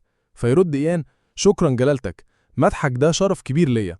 فيكمل الإمبراطور ويقول له: مفيش داعي انك تيجي على نفسك، انا عارف انك ممكن تكون لسه ما تعرفش اسلوب التعامل مع العيلة الإمبراطورية، لكن ده كفاية، تقدر تقوم تقف، مفيش داعي انك تحاول تعمل حاجة انت ما تعرفهاش. بيقف بطلنا وهو بيفكر مع نفسه ان حتى اول مرة قابل فيها ريجنر سمع منه نفس الكلام. فيكمل الإمبراطور: انت عملت حاجات كتير، عشان كده انا منحتك القصر، ايه رأيك؟ عجبك القصر؟ فيبص له هايدن ويبتسم ويشاور له بإيده. فيفكر بطلنا مع نفسه ويقول: وبعدين بقى في العبيط ده، هو ايه اللي بيعمله ابوه وجود ده؟ بيرد إيان على الإمبراطور: ده قصر واسع وجميل جدا لدرجة اني ما كنتش اقدر اتخيله في احلامي حتى. فيرد الإمبراطور: يعني عجبك القصر ولا لا؟ فيرد إيان: عجبني وعجب امي كمان. فكمل الإمبراطور ويقول له: اكيد انت عارف السبب ورا اني ابعت لك ولي العهد بنفسه عشان يجيبك لهنا، وكمان ادي لك واحد من الاصول الإمبراطورية. بيفكر إيان مع نفسه قبل ما يرد فإنه المفروض يجيله دغري في الكلام ولا يعمل إيه، ويفتكر إن ريجنر كان بيعجبه الكلام الدغري من غير لف ولا دوران، وبالحكم على تصرفات ريجنر اللي هي نفس تصرفات الإمبراطور الحالي، فواضح إن ريجنر لما بقى الإمبراطور كان واخد نفس طريقة الكلام بتاعت أبوه، لكنه بيرجع في كلامه ويقول لنفسه: لا لسه مش دلوقتي، قبل ما أخد اللي أنا عاوزه لازم أتعامل إني مجرد ولد عنده 12 سنة. فيرد على الإمبراطور: بالحكم على الكلام اللي سمعته فواضح إني عندي مهارات سحرية أفضل بكتير من أي حد تاني. فيرد الإمبراطور: وإنت شايف إنك أحسن من أي حد تاني؟ ده رأيك يعني؟ بيسكت إيان ويحس هو والأمير هايدن بالتوتر، ويسكتوا لحظات قبل ما يتكلم هايدن ويقول الإمبراطور بتوتر: أبي، في رأيك إيه اللي ممكن يكون عارفه مجرد ولد صغير زيه؟ فيبص له الإمبراطور وهو بيفكر إن دي أول مرة يشوف ابنه هايدن بيدافع عن حد، فاعتقد إن ده بقى الوقت المناسب اللي أدعمه فيه، ويرد عليه: معاك حق، أنا فعلا بعتلك عشان تيجي هنا بسبب مهارتك، ده حتى الفرسان والسحرة اللي شافوا موهبتك ما بطلوش مدح فيك. ده حتى أنا سمعت عن مساهمتك الكبيرة في كشف الجاسوس، وأكيد إن أي حد بيعيش تحت راية الإمبراطورية ويقدم مساهمات زي اللي أنت عملتها أنا بكافئه. ودلوقتي قولي إيه اللي أنت عاوزه؟ بيقف بطلنا يفكر مع نفسه قبل ما يرد عليه، وهو بيقول لنفسه: أنا دلوقتي جات لي الفرصة من الإمبراطور نفسه. أنا في نظره مجرد طفل، لازم الحاجة اللي أطلبها ما تكونش ملفتة للأنظار، وأكيد مش هيبقى صح لو طلبت حاجة ما ينفعش يطلبها إلا الكبار. فيرد على الإمبراطور: أنا عاوزك تسمح لي إن أتحرك براحتي في البلاط الإمبراطوري. فبيستغرب الإمبراطور ويقول له: بس كده؟ فيرد بطلنا: أيوة، أنا مش محتاج غير إنك تسمح لي إني أتجول في محيط القصر الإمبراطوري بحرية وأشوف معالمه وأحكي عنها لأمي وعن قد إيه المكان كبير وجميل. فيرد الأمير هايدن ويقول لأبوه: قبل كده برضه هو طلب مني إنه بس يزور البرج العاجل قديم ويتحرك فيه براحته. هو مجرد ولد الفضول لاستكشاف الأماكن هو اللي بيحركه، وأعتقد إن دي حاجة عادية بالنسبة لسنه. أظن يا والدي إنك محتاج تديله الإذن بكده. وبيبتسم بطلنا ابتسامة خبث تدل إنه خلاص وصل للي هو عاوزه. فيرد الإمبراطور على بطلنا: تمام، أنا هديلك الشارة اللي هتسمح لك طول ما أنت جوه القصر تتحرك براحتك. ويقرب واحد من الخدم لبطلنا هو بينحني ويقدم له شارة ذهبية، ويمسكها بطلنا في إيده ويبص ليها. والإمبراطور بيكمل كلامه: أنت كمان تقدر توريها لأي حد وهيرشدك للمكان اللي أنت عاوزه. وبيسأل بطلنا: هو ده كل اللي أنت عاوزه؟ فيرد إيان: وأنا هحتاج إيه أكتر من كده؟ فيرد عليه الإمبراطور: حيث كده بقى يبقى أنا هكافئك على طريقتي. وبينادي على الخدم ويقول لهم: هاتوا اللي قلتلكم عليه. فادخلوا بصندوق مليان قطع ذهبية. ويكمل الإمبراطور: دي هتكون هديتي ليك. وكمان بيقدم له مجموعة من الخدم ويقول له إنه هيبعته من القصر اللي أخده بطلنا عشان يوفروا له والأمه كل وسائل الراحة ويساعدوهم في كل اللي محتاجينه. وبيفكر بطلنا مع نفسه إنه كده خلاص حل مشكلة أمه في تنظيف البيت وإنها مش هتفكر فيها تاني. ويرد عليه ويقول له: شكرا على كرمك جلالتك. وبيخرج من عند الإمبراطور وهو بيفكر في قد إيه الإمبراطور ده شخصية ليها هيبة كبيرة، وقد إيه كان حاسس بتوتر كبير طول ما كان واقف قدامه، وإن أكيد ده انطباع كل الناس عنه، لأنه معروف عنه إنه بيتعامل بالشكل ده مع الجميع وما بيفرقش بين أي حد في المعاملة. وبيبص للشارة الإمبراطورية اللي منحها ليه ويكمل تفكيره في إن طريقته دي هي نفسها اللي كان بيتعامل بيها راجنار مع الكل، إنه دايما يقدر محافظ على هدوء وتركيزه عشان يقدر يحكم ويحط القوانين المناسبة للحفاظ على سلطته. ويكمل مع نفسه: دلوقتي أنا عندي حاجة أهم أركز عليها لأني ما عنديش وقت كتير. وبنروح لبر القصر وواحد من الحرس بيسأل يان: إيه اللي جابك هنا؟ فيرد عليه: هي الحديقة الكبيرة فين؟ ويكمل وهو بيطلع له الشارة الذهبية: جلالته قال لي إني أوريك دي. فبيتوتر الحارس ويرد: تمام، اتفضل معايا، أنا هوريك مكانها بنفسي. وبطلنا بيفكر مع نفسه إنه هيكون من الأفضل إنه يتظاهر بإنه ياخد لفة حوالين المعالم الكبيرة داخل البلاط الإمبراطوري، وبعدها يروح للمكان اللي هو عاوزه. وبعدها بنشوف بطلنا وصل للمكان اللي كان بيخطط في الأساس إنه يروح له، وهو حصن الملاذ الآمن، وهو عبارة عن مقبرة خاصة لدفن الأباطرة السابقين. ويرجع بالذكريات لأول مرة دخل المكان ده مع راجنار قبل ما يبقى إمبراطور، وراجنار بيقول له: أنا المكان هنا بيعجبني جدا، وعلى الرغم من إن مفيش حد مسموح له الدخول هنا غير الإمبراطور والإمبراطورية، إلا إن حتى رغم تأخير ترتيبي في ولاية العرش أنا شايف إن في يوم من الأيام هيكون ليا مكان هنا، مش كده ولا إيه؟ وبيبدأ بطلنا بعدها يتسلل المكان بحذر عشان محدش ياخد باله منه، وبيبص يلاقي الحارس بتاع المكان رايح في النوم، لكنه بيقرب منه ويفعل عليه تعويذة النوم من باب زيادة الاحتياط. وبيبدأ يتحرك في المكان عشان يدور على الحاجة اللي خلته يدخل الملاذ الآمن، وبيفعل تعويذة الضوء عشان يقدر يتحرك بحرية في المكان. وبيسأل نفسه إذا كان الشيء اللي بيدور عليه كان جنب تابوت الإمبراطور الأول زي ما فاكر من حياته قبل كده. وبيكمل بحث في المكان لحد ما بيلاقي الحاجة اللي هو عاوزها. وبنشوف إن الحاجة اللي كان بيدور عليها إيان هي فطر القلب المتحجر، اللي أول ما بيوصل له بيفعل تعويذة رمح الجليد عليه عشان يقطفه من مكانه، وبيبدأ يحطه في شنطة معاه وهو على وشه ابتسامة رضا، وبيقول لنفسه الكمية أكيد هتكون كفاية.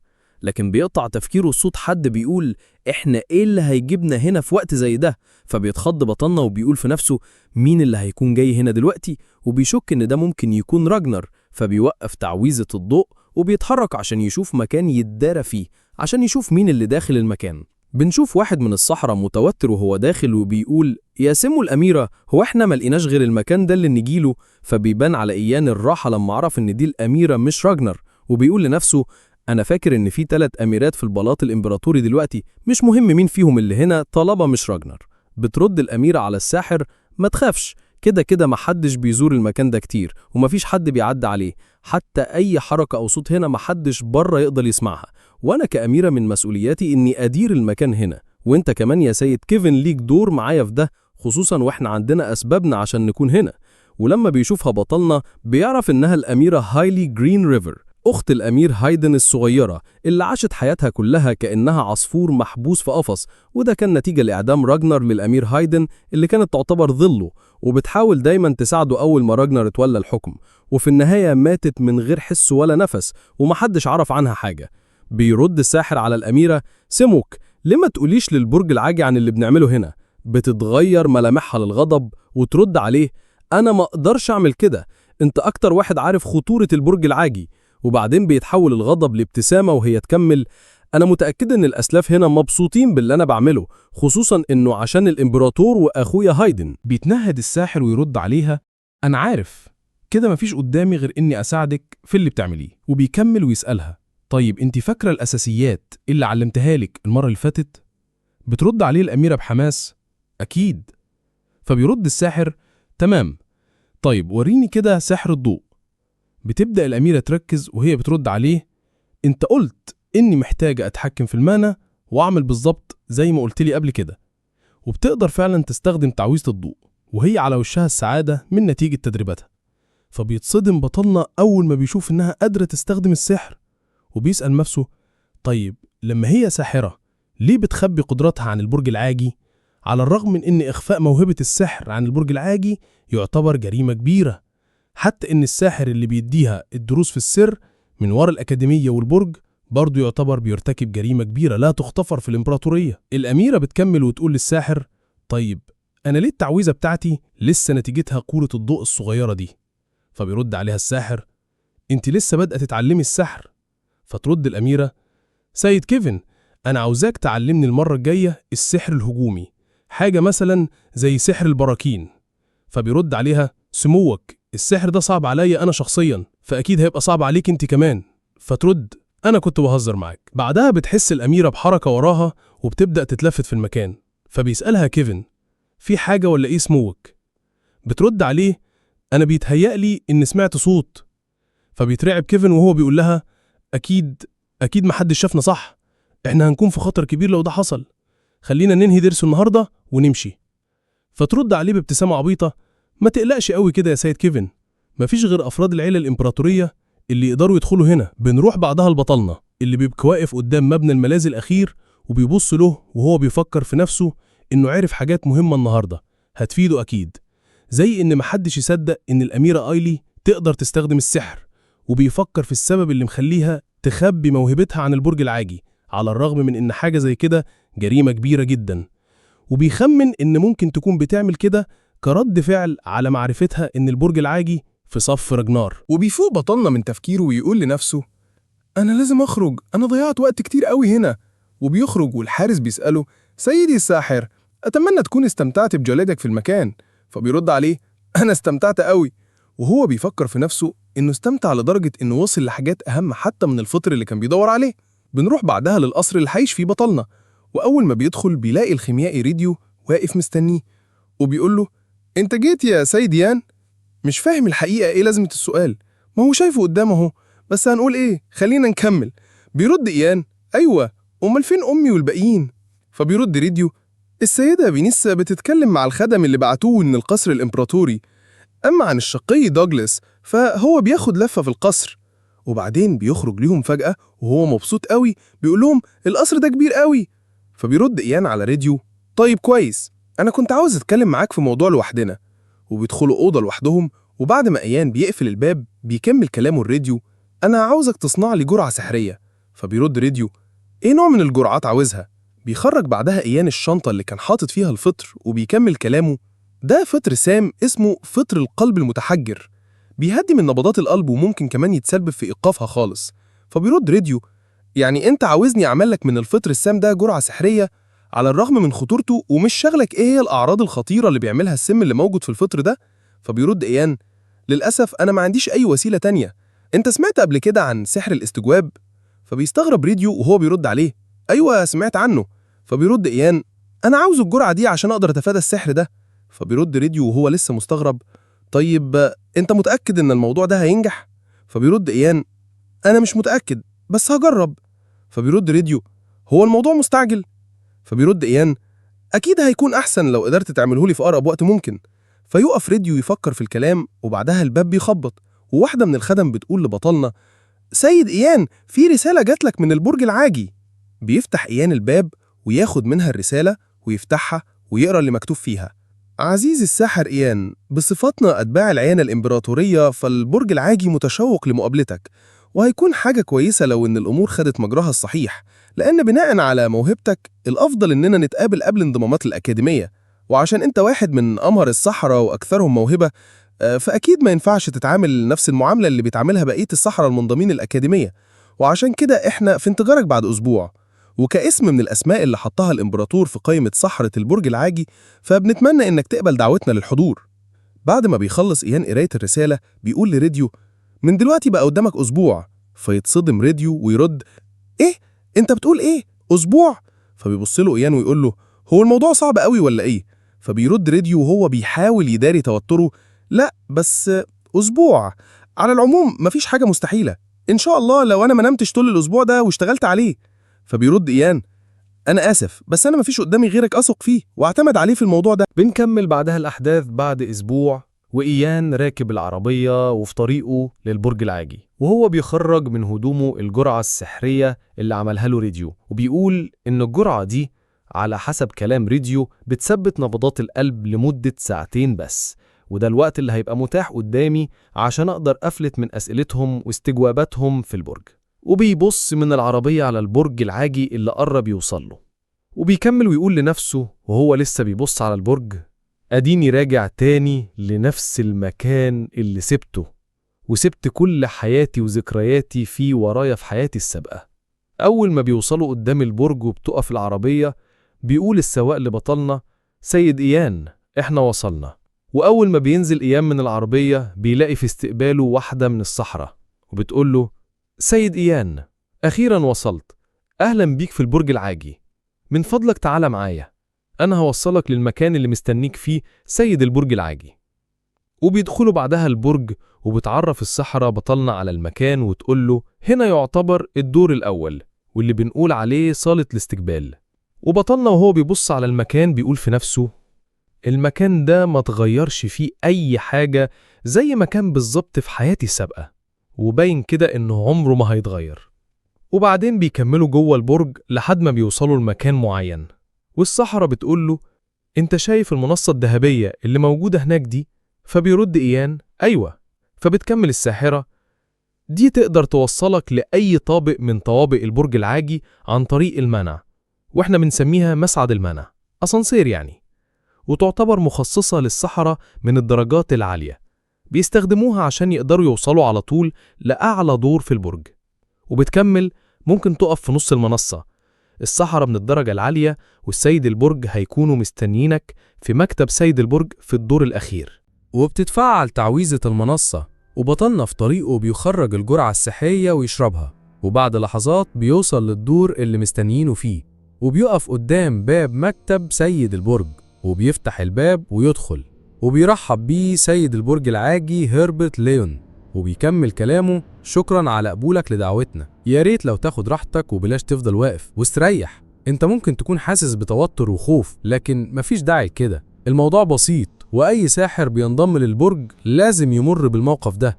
بيقرب إيان من كرسي عشان يقعد، وبيقول لنفسه: بالحكم على الأجواء العامة كده واضح إنهم مجهزين نفسهم وعاوزين يفرضوا سيطرتهم عليا من البداية كده. وبيستخدم سيد البرج تعويذة بتخرج بعدها من إيده تقارير تخص بطلنا، وهو بيبصلها وبيوجه كلامه لإيان: أنا مهتم جدا بموهبتك وعرفت عنها كتير، لكن عشان أكون صريح معاك أنا عندي شوية شكوك فيك، وعلى الرغم من إننا بينا ربطة المعدة واللي تعتبر بالنسبة لنا أقوى من ربطة الدم، فهيكون واجب علينا الأول إننا نشيل كل الشكوك دي، وعشان كده أنا بتمنى إننا نعمل ده النهاردة.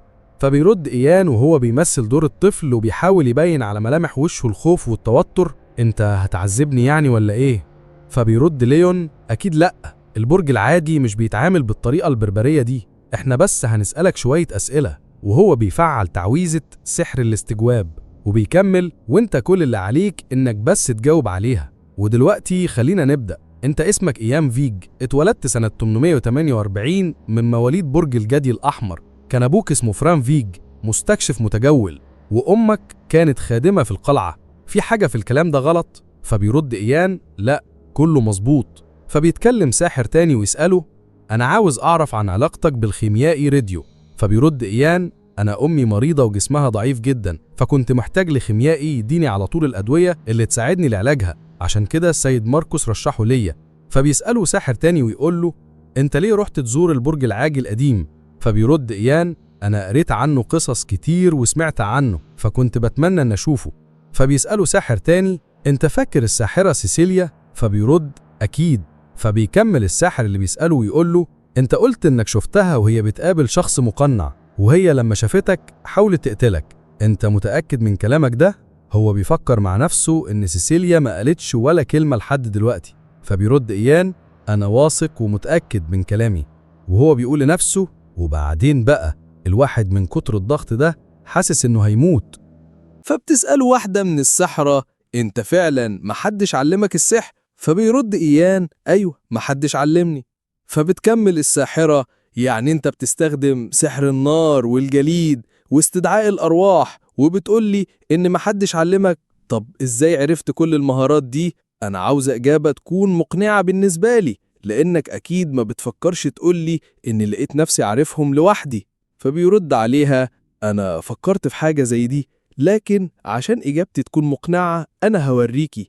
مثلا أنا بتخيل كورة نارية على كف إيدي فبتظهر، وفعلا بتظهر على كف إيده كورة نارية قدامهم. وبيجمل: أنا بس كل اللي بعمله إني بتخيل الحاجات دي وبتتحول لحقيقة قدامي.